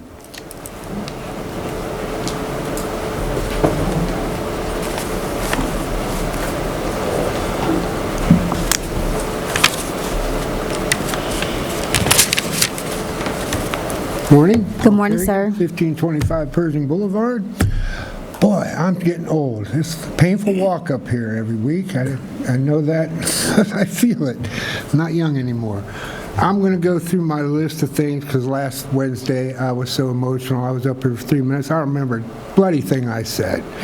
I really don't. I was caught up in that mayhem. I was so angry along with the patrons that were sitting in the audience. So I want to say thank you is not the word, but all the people that live in this area are very happy that Linden Avenue's been paved. Oh my God, what a wonderful world that is. We've been complaining about it for decades. Also, the stretch of Smithville from Waterville to Patterson, also welcome. Love it, love it. We all love it. People that know that I was coming here today made sure that that was the first thing I talked about because I missed it 2 times in a row. Okay. I want to thank you, Ms. Mayor, I want to thank you individually for turning me on to the Miami Valley Action Partnership. I am now an active member, and everybody that's listening to this right now, if your home is in disrepair, like we just saw the demolition report, your house is heading that way, you better get in touch with this organization. They will help you out. I am now active. They've already come and installed something in my house. That is wonderful. So I'm excited about that. Thank you for sharing that. I also need to thank you for bringing attention. It was by me, but I thank you for letting me allow to bring attention to Pershing Hill. I gave you data from the 60 days of the speed indicators in both directions, and if you had any time, you probably didn't, given your circumstances, and that's fine. It was almost as bad. Just as much traffic, just as much speeders, 40% of the traffic speeding in a 25-mile-an-hour residential neighborhood. That's unacceptable. And I'm not laying this in your lap. I've been in touch with the commander of the South Wing, very wonderful, nice Lieutenant Perkins. We're going to get together. We've been conversing for a while. I'm trying to get the engineers. I'm going to use names now. I have avoided that in the past. Mr. Lansky over at Engineers, I haven't got him to agree yet, but the commander is trying to get him to agree to a meeting, the three of us, so we can come up with solutions, because I have ideas, because it's not going to stay the way it is. And you need to understand, I was an infant, was taken to that address.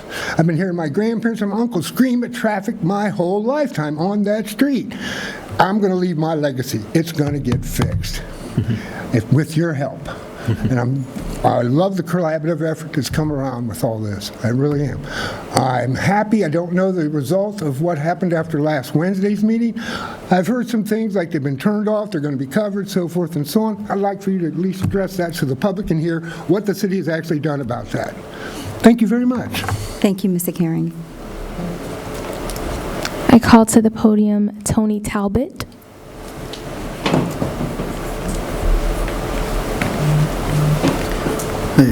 Tony Talbot, 123 LaBelle Street. Good morning, Your Honor. Good morning, Commissioners. I just come up to reiterate my support for Dayton becoming a human rights city, and the very important step we're taking now in moving forward in that process. I've been doing human rights work locally in Dayton, the Miami Valley, for 16 years now. At the University of Dayton's Human Rights Center. I'm part of Dayton United for Human Rights. I am the co-founder and director of Abolition Ohio, the Anti-Human Trafficking Coalition for the Miami Valley. So this has been something that has been my passion and really my life's work for this stage of my life. And I am very proud of what we've accomplished so far. I'm very proud of the city government's willingness to engage with this. I just want to state a few points I think that are very important. At the Human Rights Center, our guiding principle is what we call the social practice of human rights. For many people, human rights is a legal thing. It happens in courtrooms. We believe human rights are actually socially created with the dynamic interaction of all people. And you can't overstate the importance of involving local government officials, local business owners, local community members, teachers, artists, everyone, to collectively create human rights and the conditions to where we can really respect and protect and fulfill human rights. To do this will require major transformations in the city, probably with laws, with ordinances, and with the mindset of city officials and city employees, and the community as well. And I really hope that we can be here to offer our support through Dayton United for Human Rights, through the University of Dayton Human Rights Center, and other organizations to help aid in these needed transformations. And please call on us as a resource whenever this need arises. And I want to thank you once again very much. Thank you for your leadership and your commitment. Thank you. I call to the podium Sharon Screech.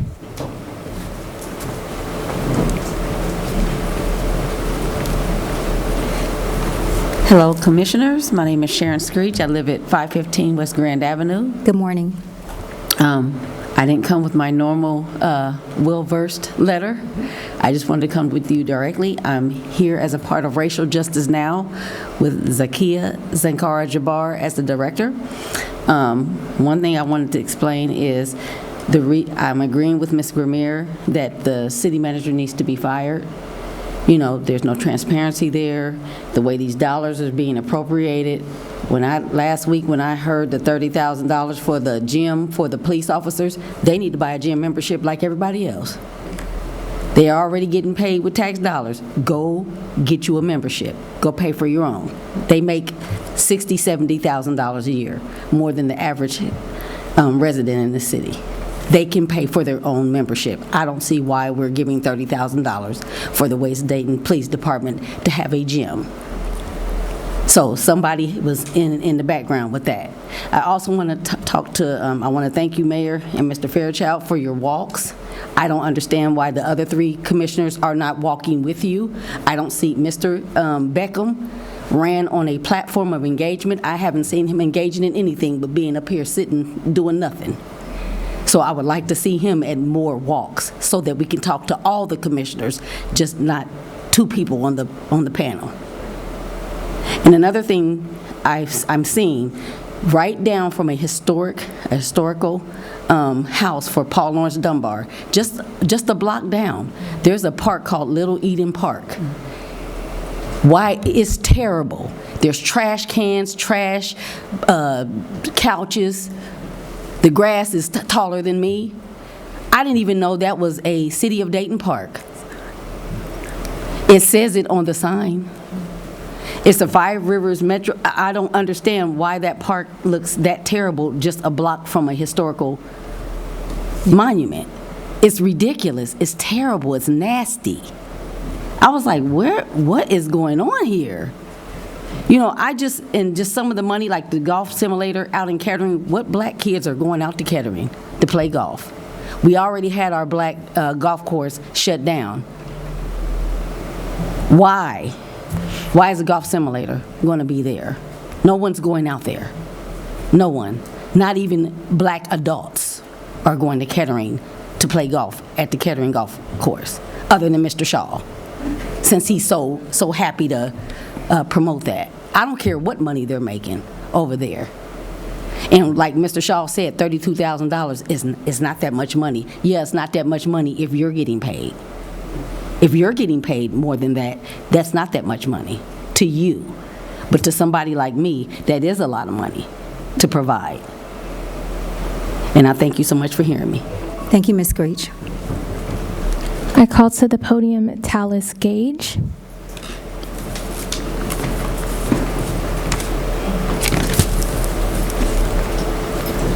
Tallis, 1921, Gettysburg. Good morning.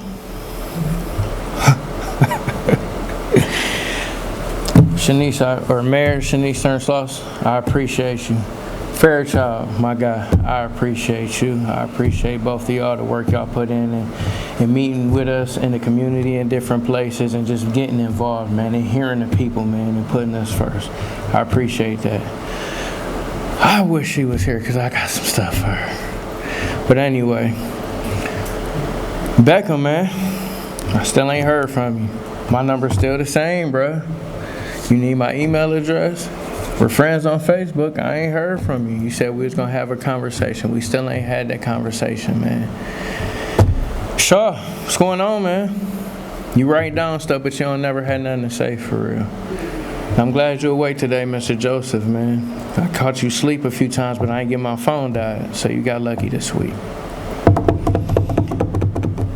Rec centers, rec centers, rec centers, rec centers, rec centers. I'm going to keep on pushing the same thing. Rec centers, man. I know we got stuff going on and it might not be in the budget, man, but if it's enough of these bandos and if we got $33,000 for a golf course like some of the people already said, then we could put together a rec center. Or we could turn some of these bandos that we knocking down into a community place that people could use. The youth. To fix the future, y'all, we must work on the future. That's my focus. If I get caught in one of these traps by the system, I'm just like an added bonus to them. But they focus is the young people that can still be influenced. They can still be maneuvered into going left or right. And I want them to get right so they don't get left. And you'll get that by midnight if you ain't get that. And it's not a threat, Shaw, so don't send them after me again. I make promises anyway. But these bandos, if we could get them together, if we need handyman, there's people out here looking for work. There's people out here that can fix these houses.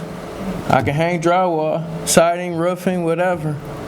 You know, so if we can work on that, and also I wanted to say to you, that's great with that program that y'all got going on, man. That's awesome. I want to add to that, if we could get like some boots on the ground. I'm not dissing the street soldiers because I love them guys, but I don't never see them nowhere, honestly, nowhere where I'd be at or where I feel like they could be used, or, you know what I'm saying? I don't see nobody in front of these corner stores talking to these young people.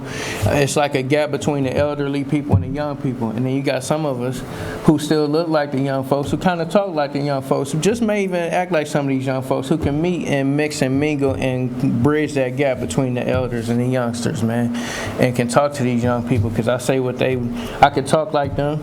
I don't wear no suit. I'll never wear a tie. So it fits. Like if I could get in with y'all's program, or like if we had some people that's on the ground to do Time is footwork. up. Thank you. Thank you. Oh yeah, and fire Shelley Dickstein. Thank you, Damn. Mr. Gage. I call to the podium Lisa Singh.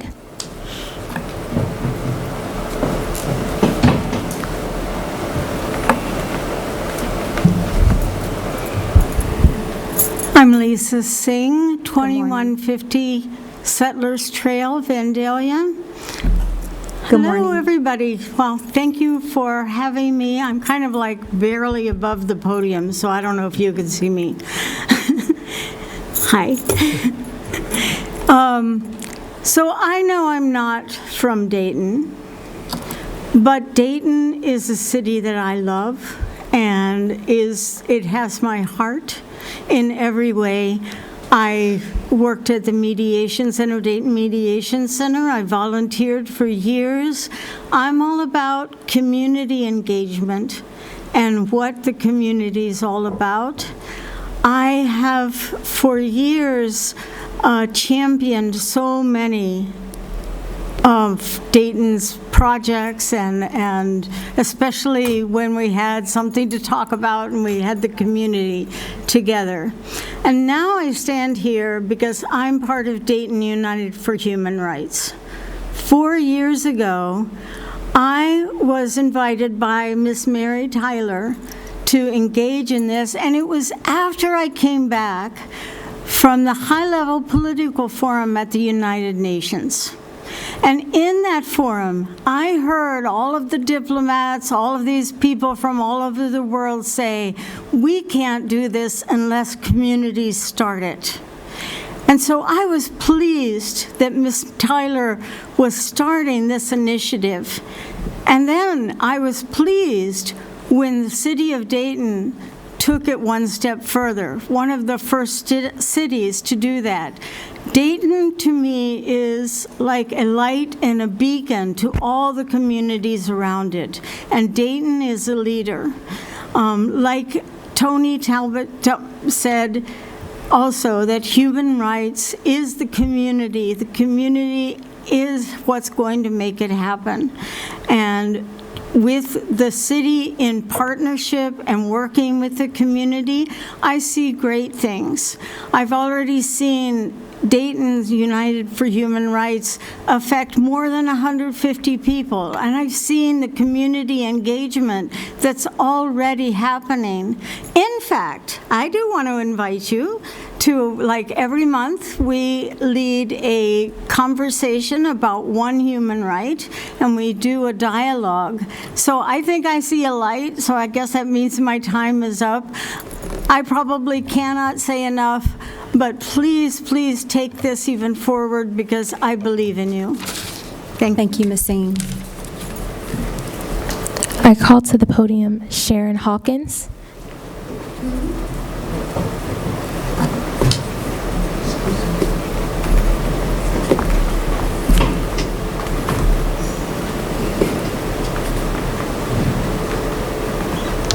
Sharon Hawkins, 745 Ellsworth. Good morning. Good morning, Mayor. Good morning, Commissioners. Thank you very much for taking the time to listen to what we have to say at Dayton United for Human Rights. I come to you as a board member of Dayton United for Human Rights and as an employee contractor for the Fitz Center for Leadership and Community at the University of Dayton, working with the Doula Initiative project here in Dayton. I commend your courage in having an assessment done of recreation and parks. And I ask you to continue your courage and your transparency and accountability, of which you are becoming known, and having the commission report that you're going to receive made public for the public consumption and understanding of what is happening. That's all I have to say. Thank you for taking the time. Thank you, Ms. Hawkins. I call to the podium Melissa Bertolo.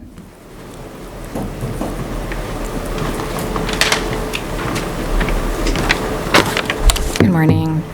Melissa Morning. Bertolo, 1137 Harvard Boulevard.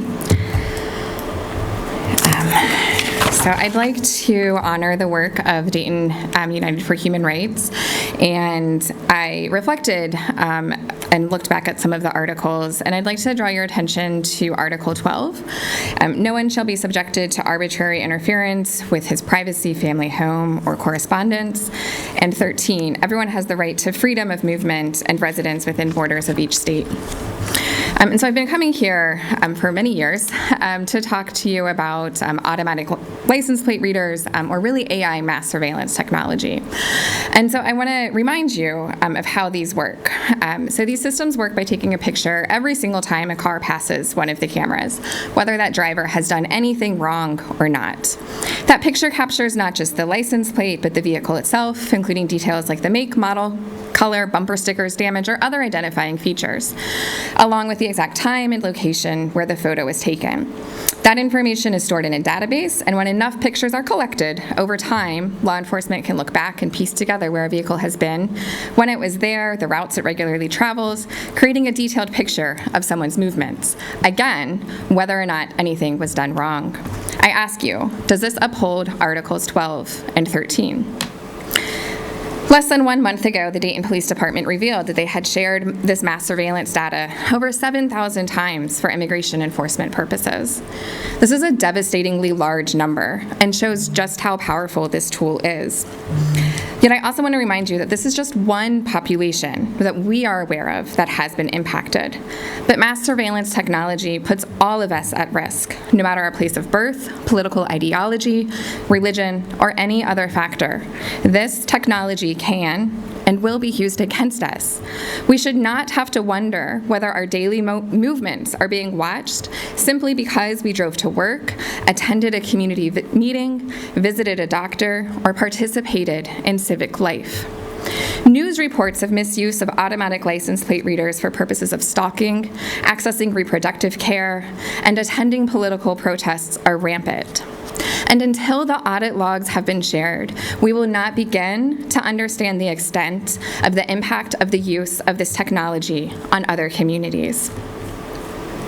Article 3 of the Declaration of Human Rights also talks about the right to life, liberty, and security. Real public safety is not created by watching more people more often. It's created through housing, mental health care, youth opportunities, neighborhood investment, and relationships built on trust.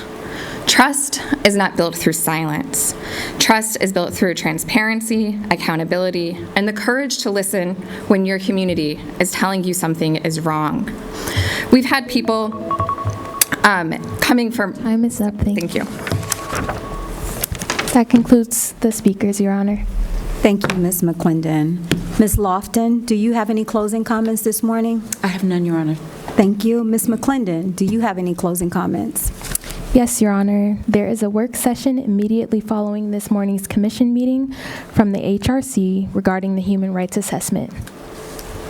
Thank you, Ms. McClendon. Commissioners, do you have any closing comments? Commissioner Beckham. Thank you, Your Honor. Just a few. I want to thank all of the citizens and residents that came out to speak today.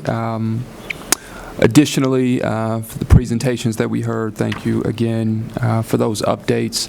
Lastly, I just want to congratulate Dayton Children's. They recently opened their new Center for Healthy Futures in West Dayton. I had the pleasure of attending that grand opening and tour. I think it'll be a very impactful as well as much needed service for that part of our community. And they actually named the building after Children's Hospital's retiring CEO, Debbie Feldman. So I want to congratulate her. I want to congratulate Children's and thank them for their investment in that part of our city.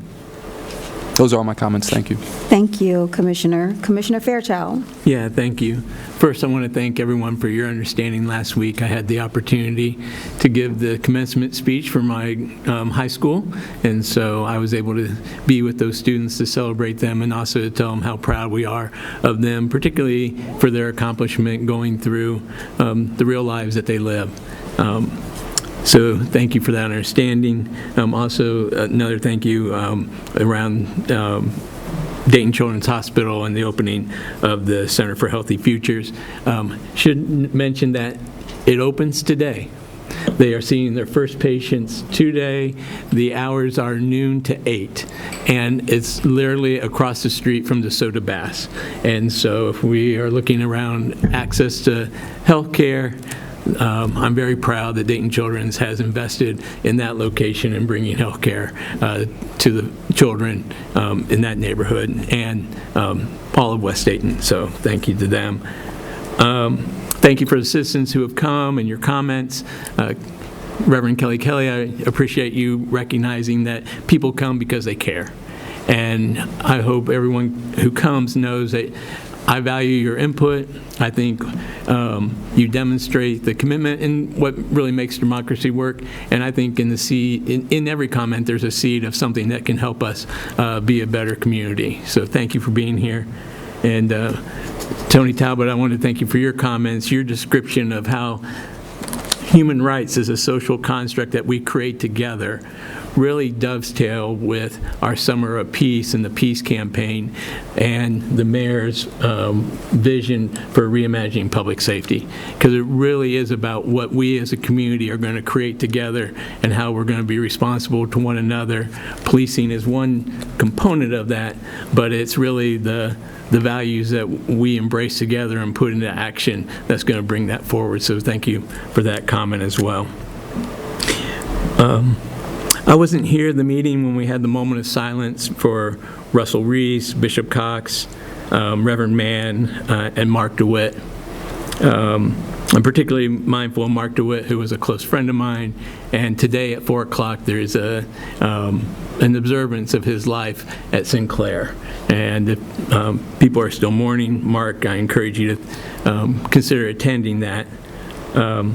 I'm also mindful that this past weekend was Memorial Day, and I'm grateful for citizens and organizations around the community who created space for us to observe the sacrifice that service members have made, that full measure of devotion. And the past couple of weeks we had the memorial service for fallen officers at Riverscape, and then the following week we had the dedication of the memorial of the new memorial for fallen officers there on Riverview. And there were a couple of community leaders who we didn't recognize who have passed. And I'm thinking of Katie Myers, who was the executive director of Downtown Dayton Partnership, and Ann Higdon, who had run ISIS and was an incredible leader and helped young people in incredible ways. So if you would, could we have a moment of silence in honor of all of those?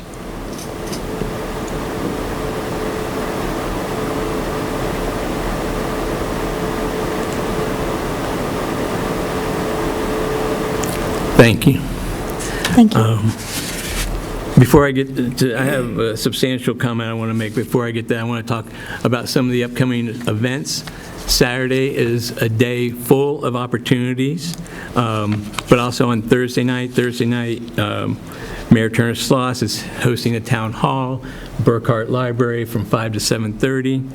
On Saturday, there will be a town hall dedicated to public safety.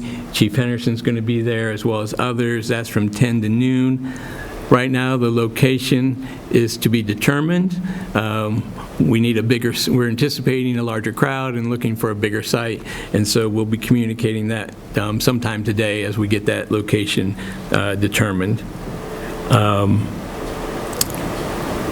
There's a downtown housing tour that takes place Saturday from 10 to 2, and it's a self-guided event with a variety of house styles and locations, highlighting the walkability and continued growth happening throughout downtown. There's an event map and guide available online at downtowndayton.org. There's an event for maternal health that's going to be hosted at Greater Allen AME Church, and that's at 11 a.m., and that's around keeping your baby safe is the title of that workshop. Thank you for, I can't remember who reminded us of the community graduation at Gem City Market. I think that was you, Ms. Burke. That's from noon to 2. I was able to attend that last year. It's a great opportunity to come and tell young people we're proud of them for their accomplishments. And then finally, you can celebrate the Funk Festival on Saturday night down at the Levitt Center. And then in the upcoming week on June 2nd, as part of the mini resource fair series at the main downtown Metro Library, they'll be hosting an LGBTQ plus resource fair. That's Tuesday, June 2nd from noon to 2, and that'll be in the atrium, providing an opportunity for community members to connect, access resources, and build a stronger future. My final comment is over the last few weeks, people have come and wanted to discuss accountability. And that was something, particularly last year on the campaign trail, I talked quite a bit about. And so I'm very mindful about accountability and what makes us accountable. And the things that I've identified are transparency, responsiveness, and being responsible. And let's be clear, we have not done that. This commission has not required accountability from our administration. We simply have not done it, in little ways and in big ways. I think about Mr. Kerrigan, who's come here and asked for a change in how we do the petition process, and we have not completed that. I think about a Belmont resident who had their lawyer over a year ago send us a letter talking about how code enforcement interacted with them, and serious allegations of really inappropriate interactions in customer service, and we have not provided a response to that citizen yet. I'm mindful of my friend Mark DeWitt. I met him on the Citizen Police Council. When police reform came, we similarly dismissed it, that CPC, and after police reform, we have less citizen oversight than what we had prior to police reform. Besides CPC being set down, we located our independent auditor within the city manager rather than the HRC, where the group had initially suggested. Our use of force committee was doing legitimate work, bringing a serious proposal for us to consider, but then that summarily got dismissed and recreated in such a way that is hardly have any usefulness at all. And that's part of the reason we are here when, we haven't got a report on Brian Moody. We have social media footage of interactions with police, use of force, and not having a body to look at that closely. The original use of force would have been able to call a meeting at the discretion of the chair. When we redid the use of force, it simply meets biannually, 2 meetings a year. At the adoption of the ALPR, at that time, we had citizens who had worked with police and administration to create an ordinance that gave us how we would adopt new technology, and we didn't follow that ordinance. And it was supposed to have a sober analysis of the technology. We did not get that. And when I questioned the city manager on whether we were making a data-driven decision, because that's what we claimed to be, she didn't answer that question, and the previous mayor gavelled me out.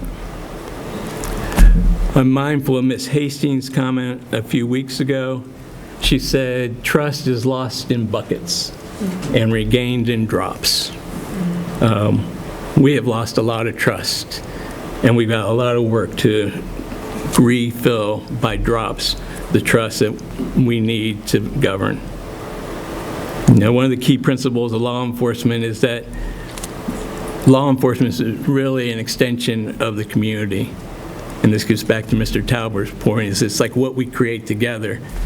But we have allowed to fester this them-us mentality between community and police that makes everyone unsafe and doesn't really promote public safety. I'm mindful when we had the selection of the police chief, this commission as a whole had given the city manager direction, and then that got reversed. And in my comments then, I was mindful that when we don't do what we say, we don't require the city manager to do and be accountable, when we don't follow best practices, we send a message throughout the whole culture of this organization. And what I said that night was I was curious how that decision, but looking back over this timeline, all of these little decisions, when we don't do what we say we do, that's really accountability. When we don't do that, it sends a message to the whole organization that we don't have to do what we say.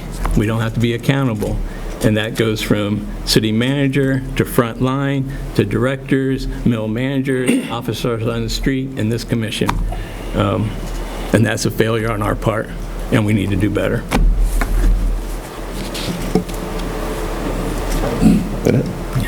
Thank you, Commissioner. Commissioner Shaw. Thank you for that, Commissioner. I do want to thank Children's Hospital also. I attended their ribbon cutting for the new facility there on Germantown Street. I had a chance to talk to a lot of our stakeholders and partners at that event. It's remarkable. About $160 million worth of investment in that corridor in really a very short period of time. Public, but mostly private investment in that corridor. And I think people ought to know about that. These are significant gains in economic development in West Dayton, in a very distressed part of our city, and I am just proud of the work that community has done in making that happen. So we should keep it up. Debbie Feldman and her husband, Bruce Feldman, that investment in just that small couple block area is really quite remarkable, and it adds to the opportunity for development in that corridor. In other places, Boys and Girls Club, GDPM, and others are doing some remarkable work. Food Bank, some State West, just an awful lot of development, Homeful. A lot of good development in that corridor, and we need to be intentional about doing that in other parts of our city, but especially West Dayton, as we know that has been historically disinvested in. But that is changing, and that should be said publicly. I want you to join 5 Rivers Metro Parks at Riverscape for Passport to Metro Parks on Friday, May 29th from 6 to 9. Enjoy an interactive evening where residents can meet park rangers and live animal ambassadors, explore upcoming programs and activities, and learn more about the recreational and educational opportunities available. For more information, you can call 937-274-0126. And I look forward to engaging more and appreciate the citizens for coming down here to talk today. Thank you, Commissioner Shaw. Commissioner Joseph. Thank you, Mayor. 3 points today. The first is one of the speakers made a very good point. I should have explained last week why I was abstaining from the vote. We're required to abstain when we have any legislation having to do with our employers. So as the Commissioner does once in a while, the 2 things I think I abstained on last week are because I work for S&C and they had something to do with it. So I don't want any part of it. Second, one of the speakers asked about the current status of the flock fixed cameras. We, as a commission, instructed the administration that they need to be taken down, and we asked for a date when that would happen. We're going to find out here soon. In the meantime, we asked that they be covered with a material that's thick enough to prevent any recording. So that's the current status. That's happening right now, I understand. Third, registration is open for the 2026 Dayton World Soccer Games on September 12th. It's going to be at Kettering Field Sports Complex this year. It's a new home for us, and we're hoping that we get a surge of activity because of the World Cup. our Dayton City Rec Department and Welcome Dayton are working together on this. They're calling it the Play for Peace event. And teams are supposed to represent cultures and countries from around the world. And you can register if you have a youth team or an adult team at DaytonRec.com, or come to City Hall and go to the rec office just downstairs from us here. We'd love to have a ton of teams out there playing soccer. So that's all. Thank you, Mayor. Thank you, Commissioner. I will be as brief as possible. I want to, again, acknowledge all of the residents for coming this morning to air your grievances, your comments that were made, as well as holding us, this body, accountable. Thank you, Ms. Tara, Ms. Campbell, for all of your work in DUR. Again, I'm too learning that, DUHR, I always call it DUHR. But nonetheless, thank you for your leadership and to the entire coalition. Thank you all for your tireless work that you all have committed to in standing up this initiative. I look forward to the work session after the meeting this morning. I understand that there are a number of folks that are involved in this piece. So, Mr. Talbert, thank you very much for uplifting that work and recognizing the articles and the principles and really relating that to how we govern and how, in fact, we are charged with upholding the number of articles that are laid out, even to Ms. Bertella, her points, and relating that to what we're dealing with right now and the concerns around the ALPRs. And thank you to all of my colleagues. There have been a number of discussions. We have been, I think Ms. Jackson have been inundated with requests and emails and various different direction that we've all been able to coordinate and collectively work together on. So know that your concerns are not falling on deaf ears. We're actively working, we're actively moving, even to the point, I think about 5 or 6 o'clock this morning, we were constantly working through various different languages, proposals and changes and revisions. So we're doing the work. I do want to acknowledge the point of Ms. Gaminer. Thank you, Ms. Mary Sue, in raising your concerns, and you're absolutely right. And this just really hones in on Commissioner Fairchild and his point on that level of transparency and accountability.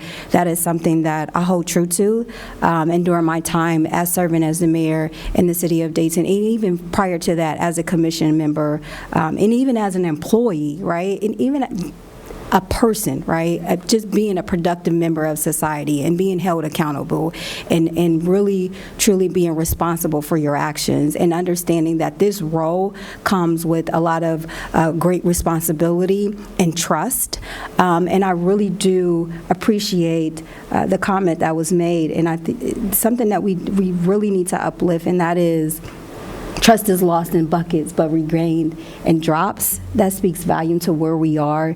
And so I invite my colleagues to the charge that Commissioner Fairchild has made. We have to answer the call. Again, Ms. Mary Sue addressed the concerns around the issues that we're hearing from the public around our community police relations, right? How do we build that trust? How do we really start to reimagine public safety? It is not all on PD, as mentioned the week before, by my comments, and this is something that is incumbent upon all of us to work collectively together and how we truly redefine reimagining public safety. I see my orange men in the audience, the work that they're doing with CVG, the Cure Violence Global Initiative, and I know that all of us are a part of that in the various different spaces that we hold, and whether our commitments and priorities in workforce development and sustainability and immigration and really uplifting that work around public safety and making sure that there is, in fact,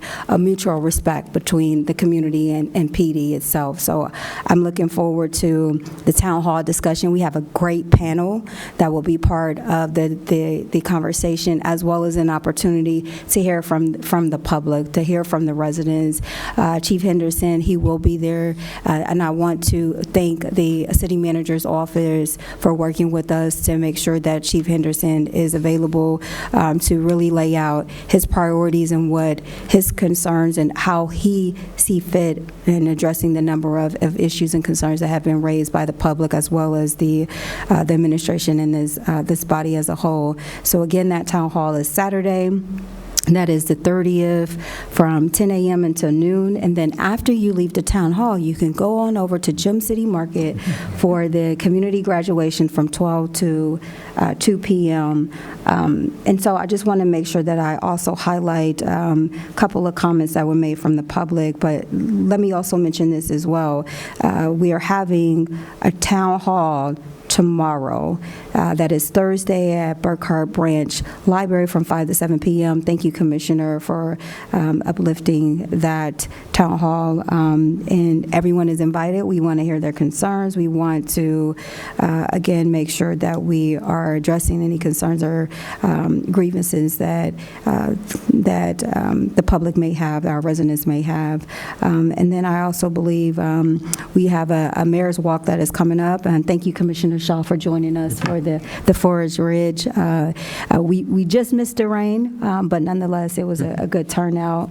So I want to uplift the staff for all of the work that they're doing and for coming out. Ms. Horton, thank you for your comments this morning. I really appreciate it. I believe some of your comments may have been addressed already, but in terms of the snow removal and the bus line, that is a huge concern of issue. I know that Commissioner Fairchild has raised that concern, and there's work that is being done, and this is an opportunity while we're out of season to really revisit how we are addressing the access and those who are in fact who are, whether they're biking or walking, that they have the support they need or access rather to be able to maneuver throughout the city and the sidewalks itself, especially with highlighting the investment that we made with ARPA dollars, right? Curb and sidewalks. There was a huge investment that was made there. Again, Ms. Mary Sue, thank you for your comments. Maggie, thank you for your leadership and your comments. Reverend Kelly, thank you for your leadership and your comments, and thank you for raising your points around transparency and holding true to the values of this organization and the city being an immigrant, a friendly city, not just to immigrants, but to all people, right? To all people. And so continuous to uplift that word. Mr. Parton, we will work with you offline. I received a number of your emails. I responded to your emails, and we also had an offline conversation. And so I will ask Mr. Davis if you will work with Mr. Parton offline to make sure he has the support that he needs, as well as with Mr. Hall with HRC. I know that he's very familiar with the process, but to Commissioner's point, we don't want to make sure that those comments are getting lost in bottleneck, that they are being heard, they're being seen, and that we are finding ways and means to address and mitigate those concerns. Mr. Kerrigan, thank you for your advocacy and your leadership, and thank you for charging us. We do need to revisit the petition process. So, Mr. Davis, if we can look at the petition process, and we'll work with Ms. Jackson on that as well. Mr. Talbot, thank you for your leadership, your continued pushing forward this initiative and your comments that were made. Ms. Screech, I appreciate your comments. Thank you for being here. And just to note, if I have this correct, Ms. Lofton, correct me if I'm wrong, but Little Eden is not under the purview or the ownership of the city of Dayton. From my understanding, that is privately owned. And I know that to be for certain, but you can correct me if I'm wrong. It's some activity that we've had in the past with some encampments and some work that was being done. But please, by all means. If you are certain, then I will be as well. Okay. If there's anything contrary to that, I will let you all know, but it's not a park that I'm familiar with that we have in our inventory. Yes. But we have been a part of assisting with some of the cleanups that have occurred there.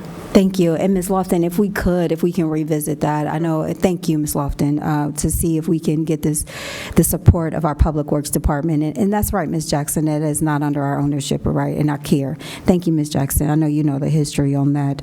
And Mr. Gage, thank you for your comments. Ms. Singh, thank you for your comments and for being here. Ms. Hawkins, thank you for your comments. Ms. Bartella, appreciate your leadership and your comments as well. And you're exactly right. And so, again, I say all that to say with the regards of where we are on, and all of this is all encompassing in terms of human rights and being noted, and whether it's LPRs or police community relation, it is all encompassing of what we're doing and how we're going to be viewed in the state, or for that matter in the country, in this world, as being a city that is noble and that holds true to its promises and being transparent and accountable. So my charge is that how do we work together to restore that trust, right? We know that it's going to take those drops, but what are the next steps? And it's an opportunity for us to have a conversation collectively together to find those ways and means for us to build the trust and to make sure that the residents, our business leaders, community stakeholders, that they not only know it, but that they feel it and that they see it. And I do believe that this is an opportunity for us to do so. And so I just really want to thank my colleagues for being receptive, to the idea, and for the willingness to have the listening ear.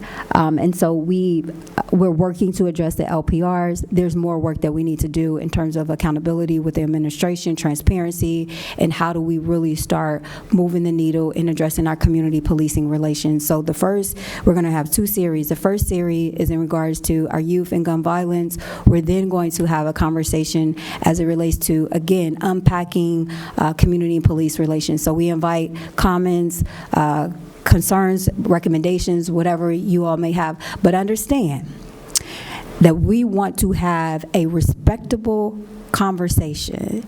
This is not an opportunity to point fingers, cast blame. We understand that there is a lot of emotion, there is a lot of frustration, but this is an opportunity for people to be heard, to be seen in a safe place for our PD, for our administration, for our residents, our stakeholders, whomever. This is all encompassing of all of us. So I'm asking that we remain to be respectful in airing our grievances and our concerns. And so with that, with no further business to come before the commission, this meeting is now adjourned.